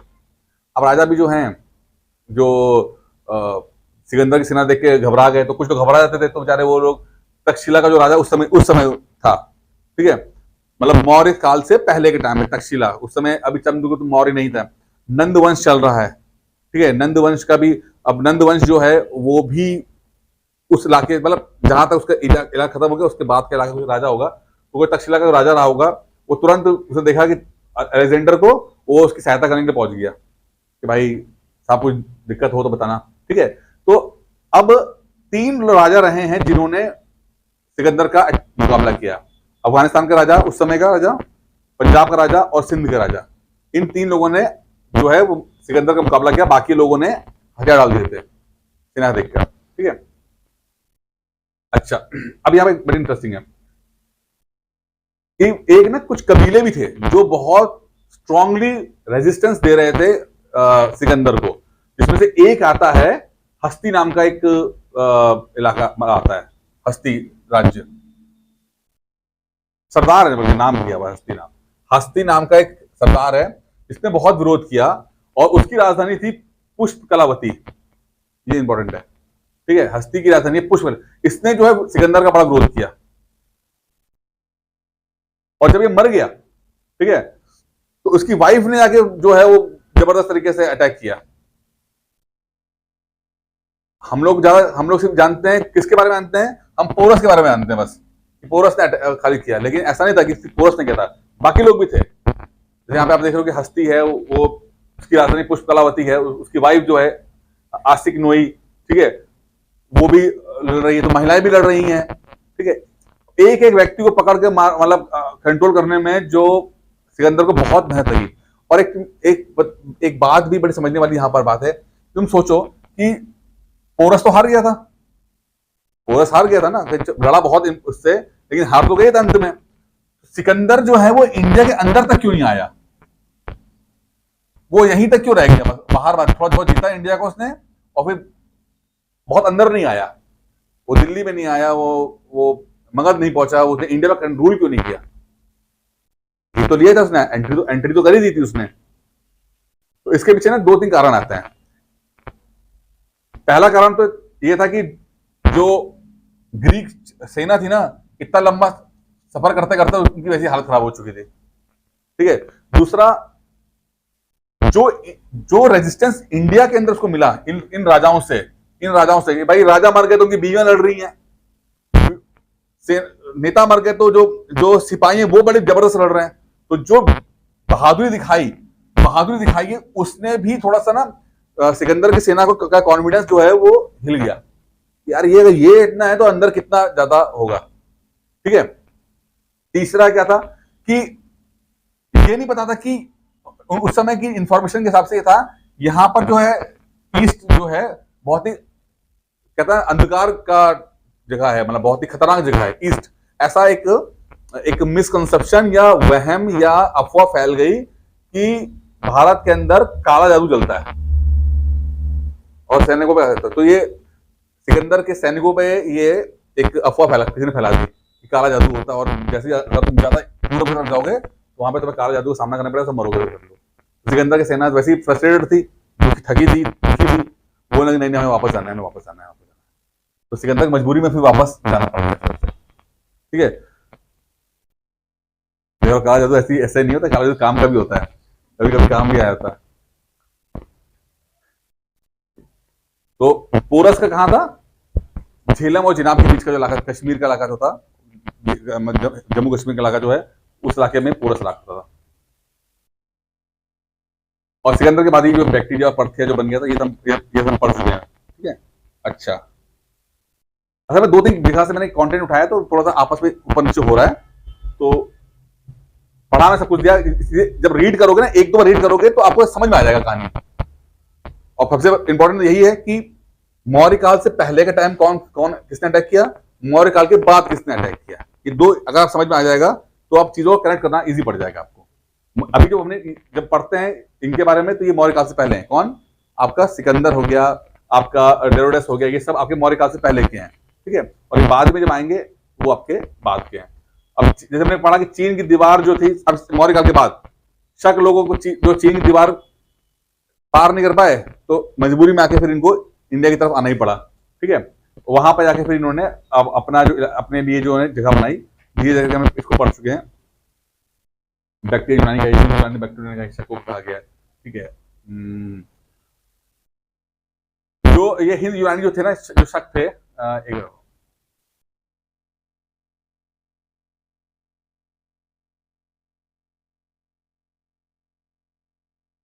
ठीक है, अयोध्या पाटलिपुत्र तक पहुंच गया था, ठीक है। ये सब पढ़ चुके हैं हम लोग, ठीक है, दोबारा नहीं पढ़ेंगे, सब पढ़ चुके हैं। एक ना एक किताब में लिखा मेंशन है, कुछ लोग कहते हैं कि मिलिंद पन्नू के अंदर जो हम नागसेन की बात करते हैं, ठीक है ना, जिसने मिलन पन्नू लिखी किताब, ठीक है। कहते हैं कि वो मिलन पन्नू और कोई नागसेन और कोई और नहीं था, नागार्जुन था जो मेन बुद्धिस्ट स्कॉलर था। नागसेन ही को जो है वो नागसेन को ही नागार्जुन को नागसेन कहते हैं।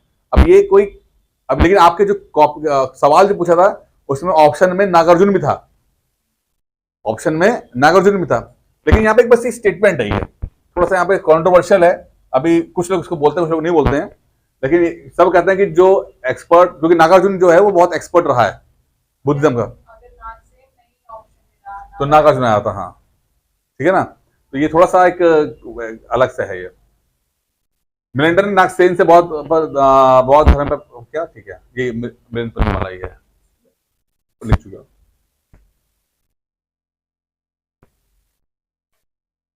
अब यहां पे एक सवाल लिख लो, सबसे पहले भारत में हिंद यूनानियों ने ही सोने के सिक्के जारी किए, ठीक है, पर सबसे ज्यादा संख्या कुषाणों के शासनकाल में बढ़ी।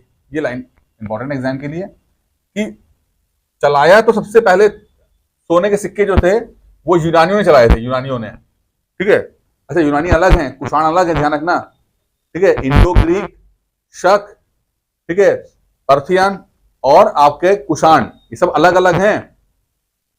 तो सोने के सिक्के इंडो ग्रीक ने चलाए थे, ठीक है, लेकिन सबसे ज्यादा कुषाण के टाइम पर इनकी संख्या बढ़ी है। कंफ्यूज मत हो जाना, सब अलग अलग साम्राज्य हैं।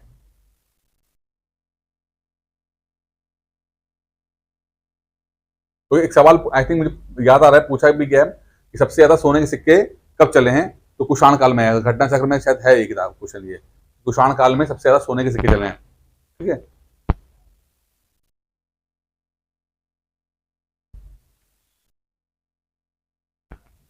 हेलेनिस्टिक आर्ट बताइए हम लोगों ना, हेलेनिस्टिक कल्चर, इंडिया और यूनान का जो मिक्स कल्चर है उसको बोलते हैं हेलेनिस्टिक आर्ट, ठीक है। ये हो गया, तो ये पढ़ा हुआ नहीं इसके अंदर, गांधार कला हो गया, आ गया, अच्छा यहां तक समझ में आ गया आपका, ठीक है।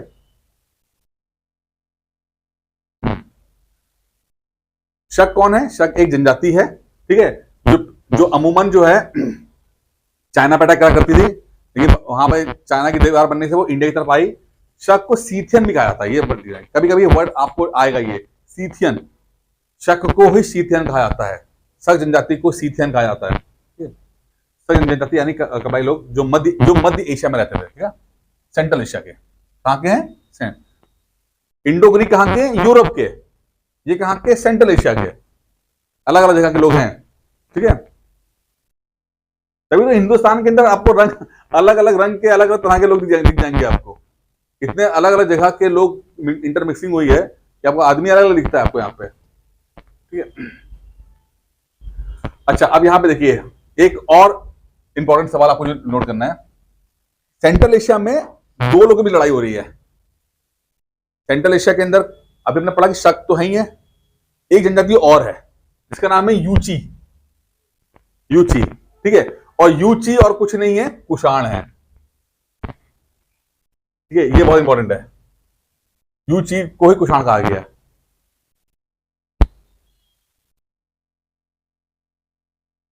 तो जब शकों में और यूची में लड़ाई हुई, ठीक है, अच्छा कुषाण, यूची और शक दोनों के दोनों पहले चाइना जाया करते थे, लेकिन चाइना की दीवार बनने के बाद ये फिर इंडिया ये आपस में लड़ने लगे, और फिर ये यूची और शकों में लड़ाई हुई।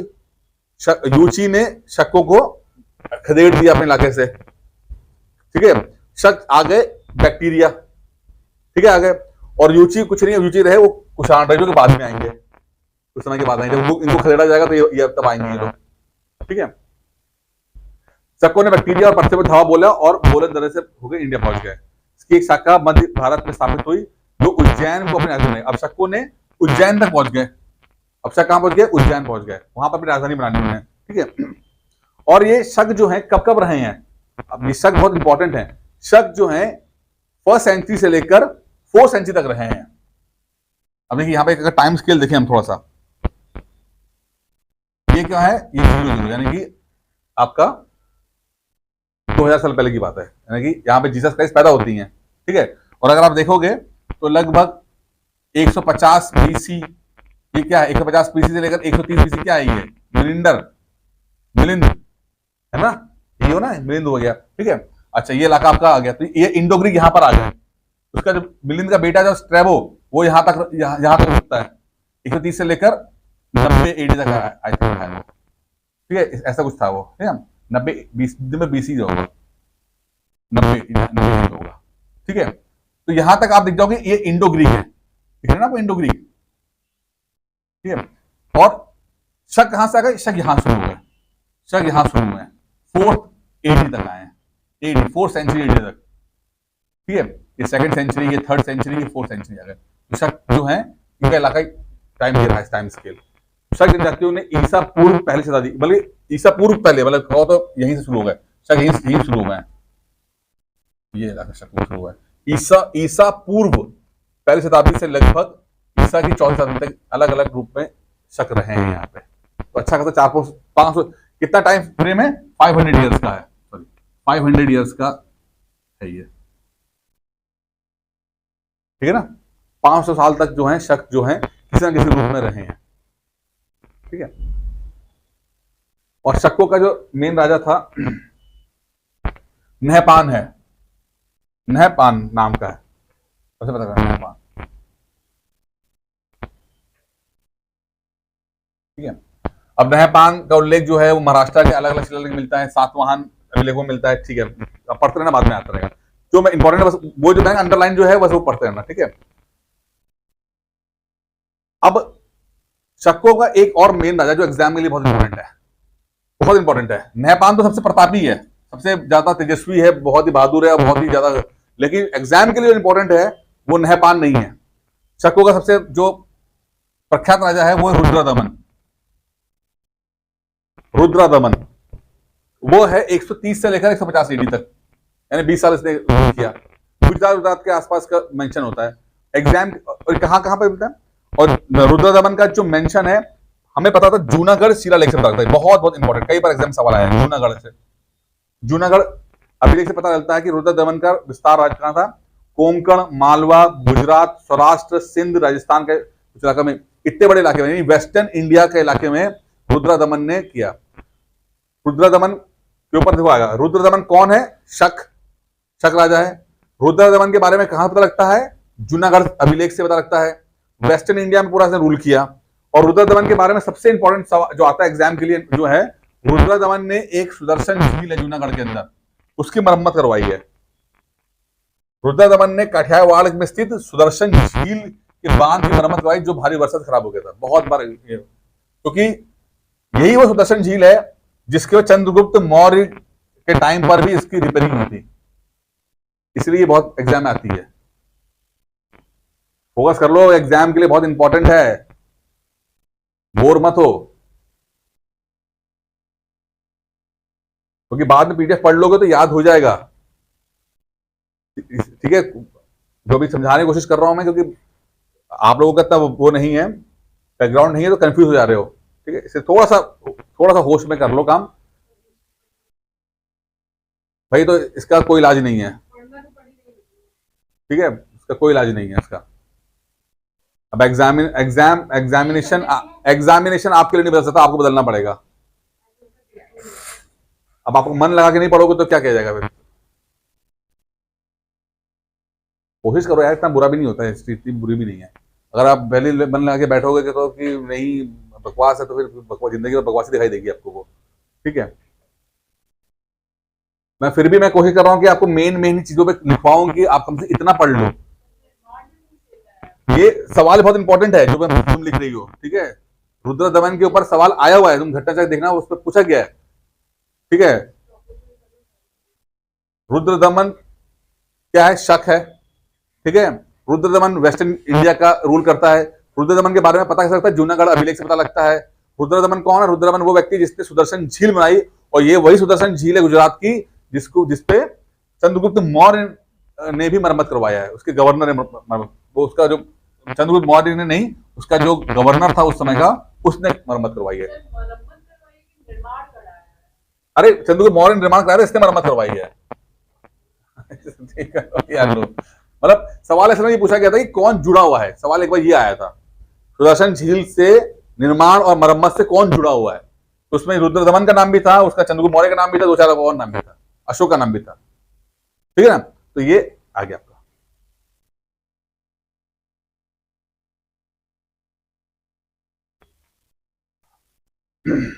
उसकी उज्जैन की संस्कृति जब ठीक है, हो गया है ना।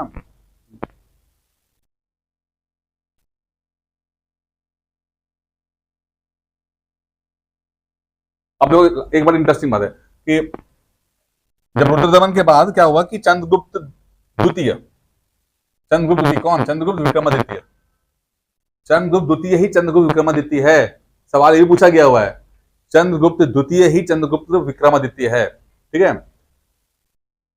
ने जब ये शक को 390 एडी में शकों का आखिरी राजा को हरा दिया, इस राजवंश का अंत हो गया। तो 390 के आसपास, ये 4th सेंचुरी में 500 साल के बाद शक का जो साम्राज्य जो खत्म हो गया। ये तो लिखा भी है मैंने, लिखे सब मैं बोलता हूँ, लिखा भी होता है भूल जाता हूँ कि नीचे लिखा होगा। ठीक है। पूछा गया है चंद्रगुप्त के बारे में, चंद्रगुप्त प्रथम, चंद्रगुप्त विक्रमादित्य कौन है?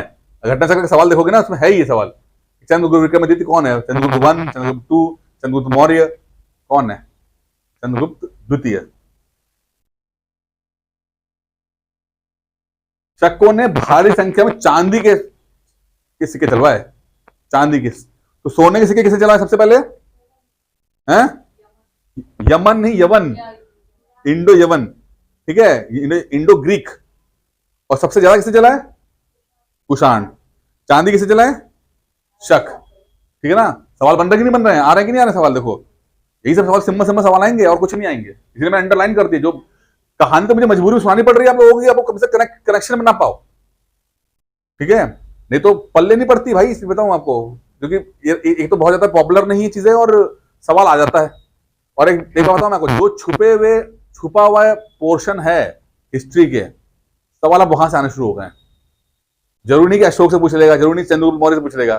छुपे छुपे इलाके जो होते हैं, छोटे बीच में गैप, ट्रांजिशनल फेज होते हैं, वहां पर बहुत सारी एक्टिविटी होती है। दो बड़े साम्राज्यों के बीच में कुछ समय जो होता है वो ट्रांजिशनल फेज होता है। यानी मौर्य साम्राज्य और गुप्त साम्राज्य के बीच, भाई मौर्य बहुत बड़ा है, गुप्त बहुत बड़ा है, इसका जो बीच के 300-400 साल का जो समय होगा, जो ट्रांजिशनल फेज होगा, उसमें बहुत सारे एक्टिविटी होती हैं, क्योंकि उसमें कोई बड़ा साम्राज्य आया नहीं है, तो बहुत उठक पटक हो रही होती है। तो सवाल पूछने की बहुत गुंजाइश बन जाती है। तो पहले क्या होता था कि पहले मेन जगह से क्वेश्चन आते थे, वो गुप्ता पूछ लिया, वो अशोका पूछ लिया, चंद्रगुप्त मौर्य पूछ लिया। अब एक ट्रांजिशनल फेज से पूछना शुरू कर रहे हैं लोग। ये एक बहुत बड़ा बदलाव मैंने नोट किया है इसके अंदर। और सेम चीज मध्यकालीन भारत में भी आ जाता है। हम लोग शुरू करते हैं पढ़ना, जैसे मान लो लेट सपोज कि भाई ये बताओ कुतुबुद्दीन ऐबक, हम नहीं से पढ़ते ना खट्टे से, कुतुबुद्दीन ऐबक और इल्तुतमिश, और यहाँ से पढ़ते हो, ठीक है, या हमने बाबर पढ़ लिया, ये पढ़ लिया। लेकिन अगर देखोगे मध्यकालीन भारत शुरू होता है 800 एडी से, 8 एडी से। अब 8 एडी निकल के 9th AD, 10th AD, 11th AD, ये 300-400 साल आपने क्या किया? आपने पढ़ा ही नहीं। आपने चोला के बारे में नहीं पढ़ा, ठीक है, राजपूत कैसे बन गए क्या पढ़ा, क्योंकि उसमें एक्टिविटी बहुत हो रही है। हमारा फोकस एग्जाम तो पहले आता था सवाल, अभी भी आते हैं, लेकिन अब कुछ सवाल इन छोटे वाले छुपे हुए जगहों से आने लगे हैं। पढ़ो।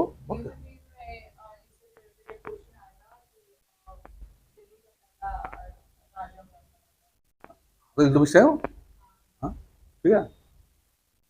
तो मैं बता रहा हूँ कि जो पॉपुलर हिस्ट्री में जो पॉपुलर इलाके हैं वो तो है ही हैं, तो छुपे हुए इलाके सवाल वहां से आने लगे हैं, तो उसको इग्नोर मत करना। ये इलाका छुपा हुआ इलाका, फॉरेन इन्वेडर वाला, ठीक है।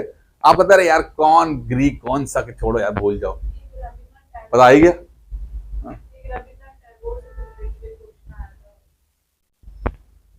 ठीक है। रुद्रदमन संस्कृत का बड़ा प्रेमी था। अब ये बड़ा इंटरेस्टिंग है, देखो जैसे ये विदेशी आक्रमण, ये थे विदेशी शक, कहां से? सेंट्रल एशिया से आए, पढ़ गया ना, संस्कृत पढ़ रहे हैं, अरबी फारसी हम पे थोप रहे हैं। मध्यकाल में क्या हुआ था?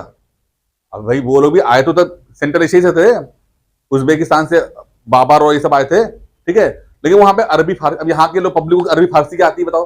क्या मतलब अरबी फारसी का? तुम 10 लोग आए हो तो तुम 1000 लोगों की चीजें तुम सीखोगे कि 1000 लोग तुम्हारे 10 लोगों की चीज सीखे? समझो ना भाई, मान लिया आपने एक राजा को हरा दिया, रूल कर रहे हो, लेकिन आप संस्कृति चेंज करने बैठ जाओगे तो दिक्कत आती है ना, वो समस्या है। इसीलिए विरोध ज्यादा इस बात का है संस्कृति को तबाही करने का वो इसलिए अलग, इसलिए कभी भी रुद्रदमन को कोई क्रिटिसाइज नहीं करेगा। तो संस्कृत सीख रहा है यार, बस जीत गया उन्हें, तुम्हें राजा हरा दिया, कोई बात नहीं, बहुत अच्छा गया, तुम बन गए राजा, अब तुम बन गए, कोई दिक्कत नहीं है।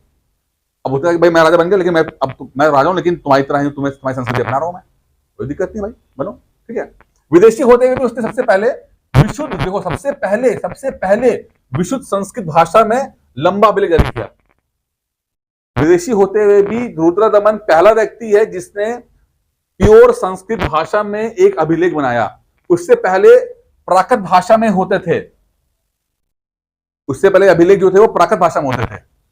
प्राकृत एक लोकल लैंग्वेज भाषा है, पाली, प्राकृत, ठीक है ना। अगर बुद्धिज्म से देखोगे तो वो भाषा वहां पे आती है, लोकल आम पब्लिक प्राकृत भाषा बोलती है, जो टॉप क्लास के लोग हैं वो संस्कृत बोलते हैं, ठीक है। रुद्रदमन ने आके उज्बेकिस्तान की भाषा नहीं चिपकाई यहाँ पे आके, क्या हो, अब हम दिखा रहे तुम्हें हमारी जनजाति कैसी थी, हमारी भाषा में क्या बोला जाता था, ठीक है। तो ये कुछ चीजें हैं जो समझनी जरूरी है, ठीक है। और एग्जाम के बहुत इंपॉर्टेंट है, मैंने चांदी के सिक्के चलाए, इन्होंने विश्व संस्कृत का जो है अभिलेख चलाया, ठीक है। ये बहुत दोनों सवाल इंपॉर्टेंट है, ये भी इंपॉर्टेंट है, ये भी इंपॉर्टेंट है।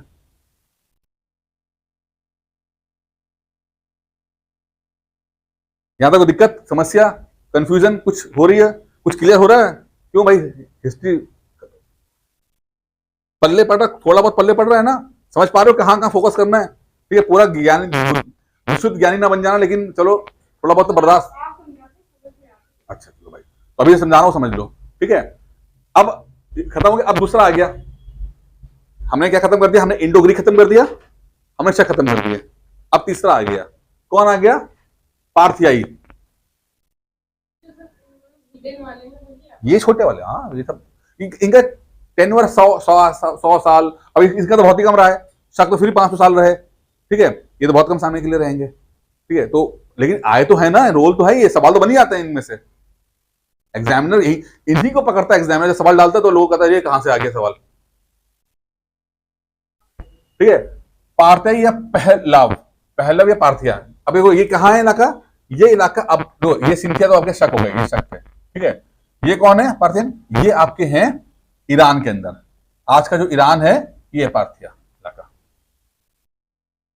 ठीक है। ईरानी थे ये लोग, ठीक है ना, समझ में आ रहा है। ये रोमन एम्पायर को इंडो ग्रीक है। आपको थोड़ा मैप देखोगे तो मैप से आपको समझ में आएगा कि चीजें कहां पे चल रही हैं। इसलिए मैं बार बार फोटो इतनी सारी चिपकाई है कि आपको थोड़ा सा आइडिया मिलेगा चीजें हो कहां रही है। देखो ये आपका बैक्टीरिया रहा, इसी पे अटैक किया गया था, इतना बैक्टीरिया, ठीक है। ये इंडो रोमन एम्पायर है, यहीं से आप आए तो पहले तो मैंने कहा था सिंथिया, इनको नाम दिया गया था, शक्को को सिंथिया नाम दिया गया था। इस मैप पे आप देख लो लिखा हुआ है सीथियन लिखा है, ठीक है ना। पार्थिया ईरान का इलाका है, इलाका, ठीक है। ईसा से पहली सदी में पश्चिमोत्तर भारत में एक छोटे से भाग पर ही सत्ता थी, ज्यादा इनका इतिहास ज्यादा लंबा नहीं है। छोटे वेस्टर्न इंडिया में थोड़ा सा इन्होंने जो है अपना रोल प्ले किया। इसका पहला राजा बोनी निसा था, अगर पहला राजा के बारे में पूछते पढ़ लेना यार, अगर आगे तो आ गया। इसने आर्कोसिया और सिस्तान में सत्ता हथियाई और महाराजा धीराज की उपाधि हासिल की, महाराजा धीराज की उपाधि हासिल की है, ये इंपॉर्टेंट है, ठीक है। बोनी निसा नाम का पहला राजा था जिसने महाराजा धीराज की उपाधि इसलिए, जो गुप्त पीरियड आएगा ना, गुप्तों के अंदर क्या होगा, गुप्त में भी जैसे कि चंद्रगुप्त प्रथम या आपका बाकी और भी गुप्त आएंगे, जितने भी गुप्त हैं 4-5-6 गुप्त हैं, सबने एक उपाधि हासिल की हुई है। महाराजा धीराज हो गए, महेंद्र धीराज, ये सब वो एग्जाम में सवाल आता है, तो जब गुप्त पढ़ेंगे तो पढ़ेंगे। अभी फिलहाल आप समझो कि बोनी निसा जो है पहला राजा है जिसकी महाराजा धीराज की उपाधि ली है, ठीक है। गोंदो फर्नेस सबसे महान था, ठीक है। गोंदो फर्नेस ये राजा का गया, बहुत इंपॉर्टेंट है। गोंदो फर्नेस नाम क्या है, पार्थेन सबसे महान था, ठीक है। उसने 19 से 80 शासन किया और पूर्वी ईरान और पश्चिम भारत में स्थित संपूर्ण अच्छा।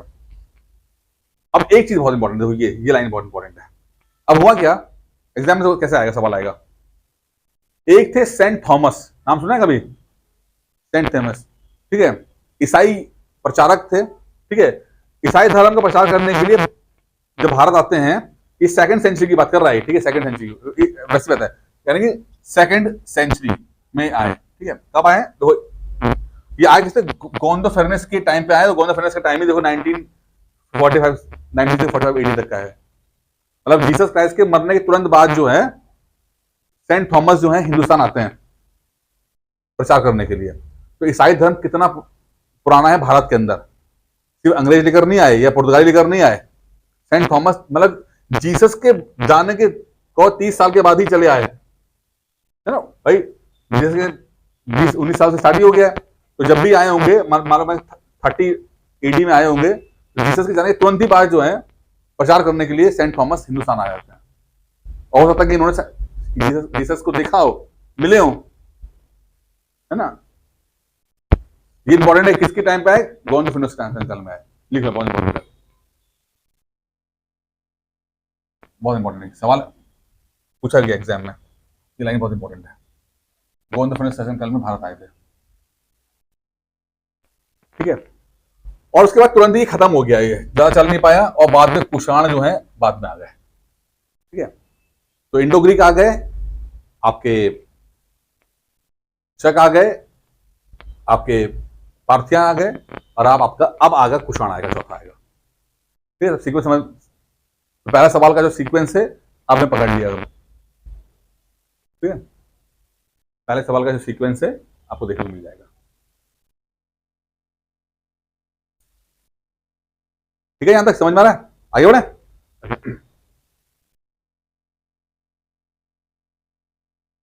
गोविंद फर्नेस ने बहुत सिक्के बहुत चलाए थे, एग्जाम के पूछते हैं। गोविंद फर्नेस ने इसने भी बहुत सोने सिक्के चलाए थे। प्राचीन भारत में अनेक संस्कृत ग्रंथों में शक और पहलुओं को एक साथ उल्लेख कर शक पहलू के रूप मिलते थे, ठीक है। अब आ गया कुषाण, आपका देखो कुषाण आ गए, सेंट्रल एशिया से आए हुए हैं, देखो, है ना। ये सब भी जो जो अगर पार्थियन थे वो ये थे, यहाँ पे थे, ठीक है। ये पार्थियन एम्पायर यहाँ पे था, ठीक है। और ये अब कुषाण जो है वो सेंट्रल एशिया वाले हैं, ऊपर से आए हुए हैं, शक की तरह ही ऊपर वाले हैं ये, ठीक है। अच्छा, पार्थियों के बाद कुषाण आए जो यूची या तुखारी भी कहलाते थे। एक यायावर जनजाति थी जो चीन के पश्चिमोत्तर सीमा पर रहती थी। कुषाण पूर्व की ओर बढ़ नहीं सकते थे क्योंकि चीन की दीवार बन चुकी थी और उनसे उनका रास्ता रोक दिया। पश्चिम की ओर बढ़ते बढ़ते समय यूची का वूसान नामक एक अन्य कबीले से झगड़ा हुआ, लेकिन उन्होंने वूसान को आसानी से हरा दिया, ठीक है। उसके बाद यूची कबीला दो समूह बढ़ गया। पहला लघु यूची जो तिब्बत चला गया, ठीक है, और दूसरा वाला महायूची जो इंडिया आ गया। मतलब समझने के लिए है, एक तिब्बत चला गया, एक इंडिया आ गया, ठीक है। वूसान के बाद यूची को कि जिन लोगों से मुठभेड़ हुई वो शक थे, ठीक है, जो बैक्टीरिया में बस गए थे, लेकिन शक्कों को अपना देश छोड़ना पड़ा और भारत आ गए। यूची लोग शक्कों से खाली कराई गई जमीन में बस गए। मैंने पहले बताया कि पहले शक रहते थे और शक को फिर यूची वाले कुषाणों ने अटैक किया, यूची को भगा दिया वहां से। शक जो है इंडिया मतलब इंडिया के इलाके में आ गए और उनके इलाके में कुषाण आ गए, ठीक है। बाद में कुषाण भी इंडिया आ गए। चीनी स्रोतों के अनुसार पहला बड़ा यूची राजा हुजल कैटफाइसिस प्रथम हुआ है। कैटफाइसिस जिसने अपने आप को महाराजा कहा, उसे धर्मथीद और साच साच धर्मथीद सच्चे धर्म में स्थिर भी कहा गया। ये थोड़ा नोट कर लो आप, ठीक है। ये सब लाइनें इंपॉर्टेंट है क्योंकि राजाओं के बारे में पूछ लेते हैं वो लोग, तो ये लाइन कि जो पहला राजा यूची है, यानी पहला कुषाण राजा, ठीक है, कौन? कुजुल कैटफाइसिस प्रथम। सब सेंट्रल एशिया के नाम है ना। अरे भाई रमेश, सुरेश, दिनेश, महेश भी तो नाम हमारा यहाँ पे है, तो वो भी तो। अब अगर साउथ को चले जाओगे तो NTR रामा राव लिख दे कोई नाम, कोई कुछ पता नहीं, कुछ और अजीबो गरीब नाम लिख दे तो क्या कर लो, ठीक है। तो फिर वो SPTR रामा राव मान लो, कहते कि ये कौन सा नाम है बताओ, है कि नहीं है। तो जो जैसा देश का है वैसा है। राजा कुजुल कैटफाइसिस प्रथम, जो कुषाण है, ध्यान रखना कुषाण है, क्या पहला राजा है। इसने अपने आप को महाराजा भी कहा है। क्या कहा है? महाराजा।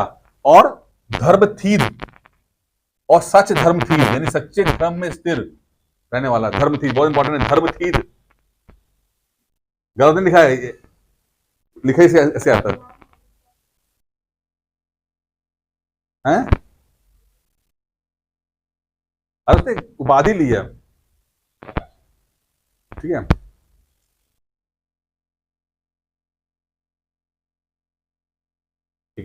ना, ये इंपॉर्टेंट है। अच्छा, उसके बाद भाई कैटफिशिस प्रथम जो है वो अफगानिस्तान पर उन्होंने अपना अधिपत्य जमा कर लिया, मतलब आ गए और यहाँ पर रूल करने लगे।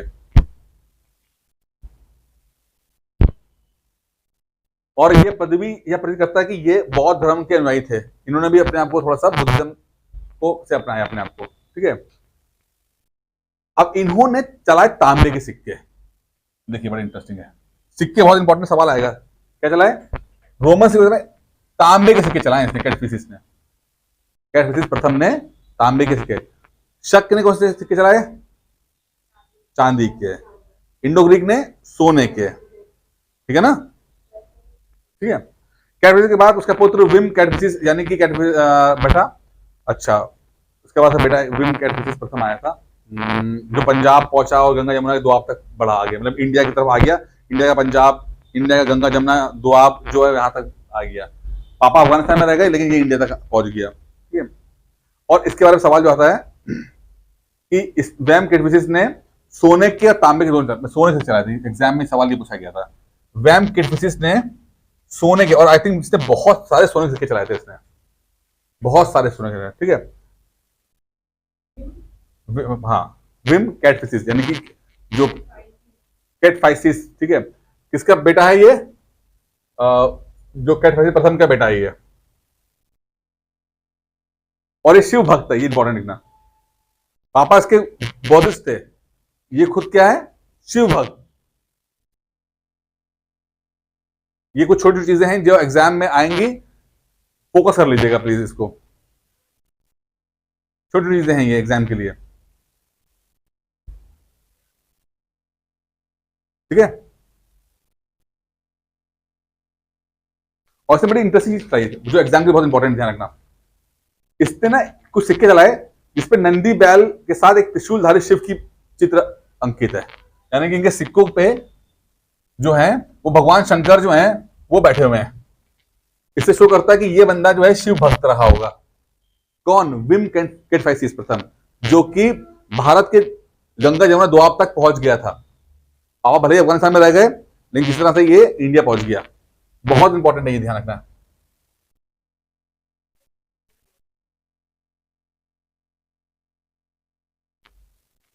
ठीक है, इंटरलाइन करना भूल गया मैं तो, लेकिन अब कर लो उससे। मैंने आपको इतना मटेरियल दे दिया इसमें से कि अगर क्वेश्चन थोड़ा टफ भी आएगा तो भी आप कर ले जाओगे, इससे बाहर आपको कुछ पढ़ने की जरूरत नहीं है। वैसे तो बहुत कुछ और भी पढ़ा जा सकता है इसके ऊपर, हिस्ट्री की कोई लिमिट नहीं है, लेकिन इतना ही पढ़ने की कोशिश करना, इससे ज्यादा आप मत जाना, ठीक है। घटना का साथ में लगा लेना तो उसके बाद हो जाएगा। कैटफाइसिस के बाद आता है कनिष्क जो है, ठीक है।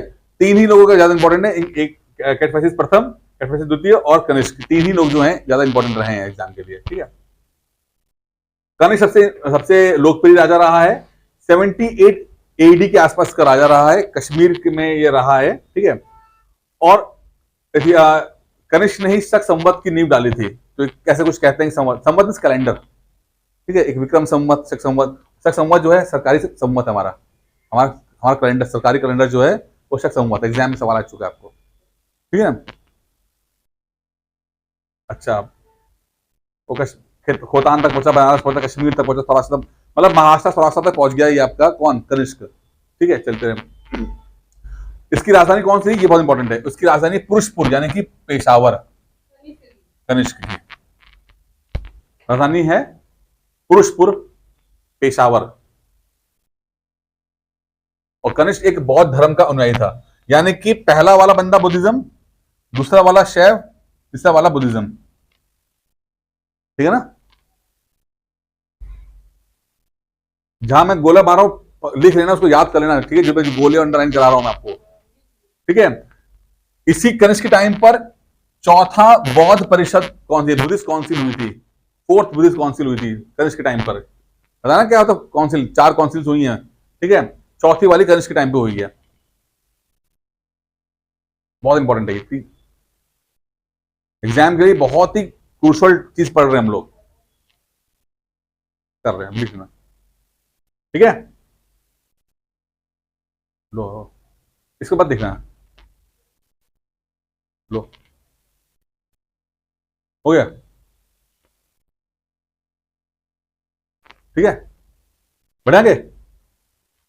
अब एक सवाल बहुत इंपॉर्टेंट है, प्लीज वो नोट करना। कनिष्क की राज्यसभा ना बहुत ही रिच थी, रिच मतलब बहुत बड़े बड़े लोग बैठे थे राज्यसभा के अंदर। उसकी राज्यसभा में बहुत महान महान लोग बैठे हुए हैं। कौन कौन महान बैठा हुआ है? पार्श्व, वासुमित्र, अश्वघोषा, चरक, नागार्जुना, सब जो है इसके जो है नवरत्न समझ लो है के। एग्जाम में बस मैंने एक चीज नहीं की है जो आपको करनी है थोड़ी सी, कि ये लोग कौन कौन क्या क्या काम करते हैं। जैसे चरक क्या करता है, संबंधित है मेडिसिन से, है ना। नागार्जुन जी बुद्धिस्ट स्कॉलर है ना, ठीक है ना। क्या अश्व घोष भी जो है आपके बुद्धिस्ट स्कॉलर है, ठीक है, राइटर। तो ऐसे जो है आपको थोड़ा सा इनके बारे में नोट कर लेना आपको।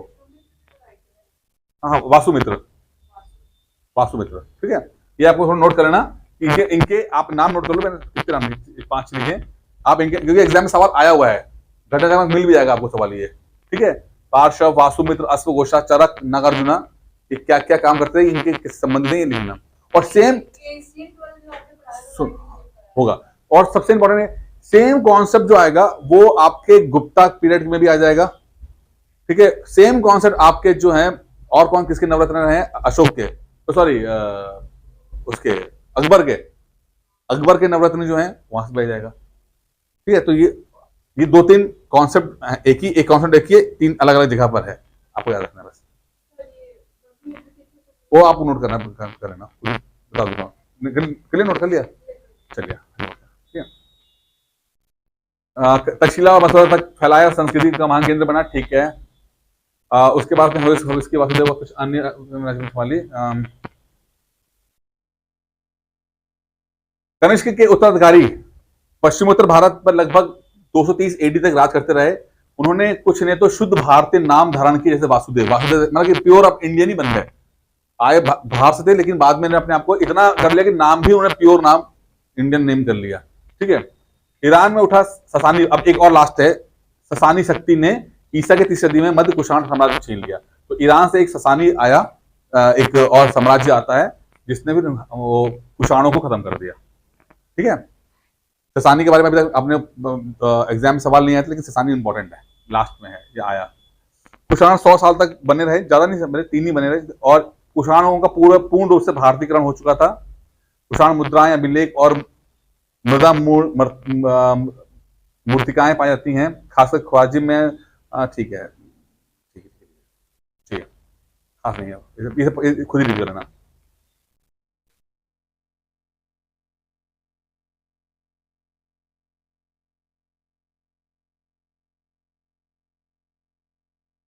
अब कुषाणों की स्वर्ण मुद्राएं धातु शुद्धता में गुप्त शासकों की स्वर्ण मुद्राओं से उत्कृष्ट हैं, यानी कि कुषाणों की जो सिक्कों की जो क्वालिटी थी वो गुप्ता की क्वालिटी से अच्छी थी। इसका मतलब क्या करता है कि कुषाण के टाइम पर इकोनॉमी मजबूत थी, गुप्ता के टाइम में भी थी, लेकिन इनके मतलब गुप्ताओं से भी भाई देखो, जिसकी इकोनॉमी मजबूत उसकी करेंसी मजबूत।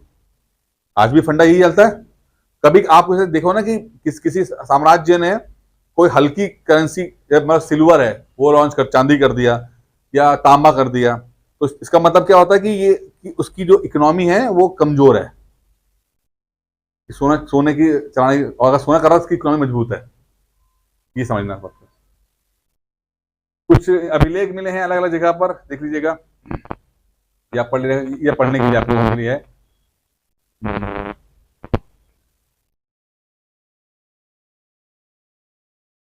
इतिहास के दौरान 78 एडी में एक समझ चलाया, जो सख्त समझ कहलाता है और भारत सरकार द्वारा उपयोग में लाया जाता है। ये तो आप 78 एडी, हाँ हाँ, इंपॉर्टेंट लाइन है, ये तो एग्जाम में आया हुआ है, 78 एडी में आया हुआ है। विक्रम संवत 57 बीसी होता है, ठीक है, और ये 78 एडी होता है। सवाल तो क्या पूछ रहे हैं कि अगर मान लो 2024 है तो विक्रम संवत के हिसाब से कितना होगा, प्लस करना पड़ता है, क्योंकि 57 बीसी में आई थिंक हुआ था वो, और ये 78 एडी में, तो 78 प्लस करना पड़ता है, ठीक है। एक बार 78 प्लस करना पड़ता है, 57 प्लस करना पड़ता है, माइनस करने पड़ते हैं, ठीक है। और इन्हें बौद्ध धर्म को मुक्त हृदय से संरक्षण दिया। महायान सभ्यता बोलते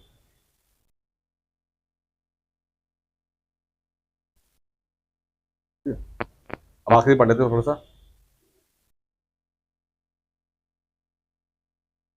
ज्यादा है नहीं है, हिंद ससानी, जो कि कहा था, ईरान से निकला था, और इसका इलाका है ये, जरा थोड़ा सा ये निचले सिंधु क्षेत्र पर अधिकार था इनका। यानी सिंधु क्षेत्र क्या होता है, अफगानिस्तान का क्षेत्र है ना, इंडस वाला क्षेत्र। जरा जब में अगर आप याद करो, मैं ज्योग्राफी पढ़ाई थी आपको, रिवाइज कर लेते हैं ज्योग्राफी वाला भी, नहीं कितना आता है आपको। इंडस, पहले क्या है, झेलम, चेनाब, रावी, इधर ब्यास, सतलुज, ठीक है, ये आपका बन गया था पंचनाब, और फिर जाकर आपका मिल गया ये इसके अंदर आपका इंडस में पंचनाद धाम, ठीक है, यही है ना, ऐसे तो होता है, ठीक है। तो लोअर इलाका, ये जो इलाका है यहाँ पर, इस इलाके में, यहाँ पर जो है वो ससानियों ने अधिकार कर लिया, इस लोअर इंडस का इलाका जो है, लोअर इलाका, ठीक है। और इसी इलाकों को जो बोलते हैं ना, वो हिंदू इलाका बोलते हैं, हिंदू। और ये हिंदू जो है हिंदुस्तान बना, ठीक है, सिंधु से, यही सिंधु से हिंदू बना। तो ससानियों के टाइम पे जो है असल में मैटर आया था ये। शुरू में हिंद ससानी निचले सिंधु क्षेत्र में को कहते थे हिंदू। तो ससानी जो थे, जो ईरान के लोग थे, ठीक है, वही लोग इस क्षेत्र को हिंदू बोला करते थे, इस क्षेत्र जो इस इलाके में थे, ठीक है। नाम धार्मिक कारण नहीं था, बस उस जगह के रहने के, वहां सिंधु के निवासी थे, तो उस सिंधु को हिंदू बोला था। शायद वो वर्ड नहीं था, हाँ का शब्द नहीं था इनकी भाषा के अंदर, तो ये सिंधु को हिंदू, मतलब सा नहीं था, तो हिंदू बोल दिया उन्होंने, ठीक है। 262 एडी में एक ससानी अभिलेख में इस क्षेत्र को हिंदुस्तान शब्द कहा। ये इंपॉर्टेंट है बस, ये हमें मिलता है पहली बार, जो आई थिंक पहली बार हिंदुस्तान का शब्द यहाँ पर हुआ है 3rd सेंचुरी में, ससानी अभिलेख के अंदर। तो आपसे पूछेगा कि कौन सा अभिलेख था, ससानी का था, कुषाण का था, गुप्ता का था, किसका था, तो मिल जाएगा जहां पहली बार हिंदुस्तान शब्द जो आया, ससानी। ये 1 सदी से 100 साल से कम समय के रहे, लेकिन इन्होंने बहुत से जारी कर भारतीय अर्थव्यवस्था को योगदान दिया। खास नहीं है, बस इनका जो मेन है, 2 सवाल हैं। एक, ये कहां पे थे, ये ईरान से आए, ईरान से निकले, ठीक है, और जो लोअर सिंधु इलाका था उस पर इनका कंट्रोल रहा, और उसी इलाके को ये हिंदू आया, और वहीं से हिंदुस्तान आया, जिससे एक अभिलेख से हिंदुस्तान शब्द हमें देखने को मिल जाता है। तो ये पूरा जो है आपका टॉपिक कंप्लीट हो गया, ठीक है। ठीक से पढ़ लीजिएगा, अच्छे तरीके से कवर करने की कोशिश की मैंने, एक बार आप रीड कर लीजिएगा। उम्मीद है कि क्वेश्चन अगर थोड़ा टफ भी आएगा तो भी आप हैंडल कर ले जाओगे, ठीक है। करना जरूर, क्योंकि सवाल बन रहे हैं, ट्रेंडिंग में है, तो बनते हैं।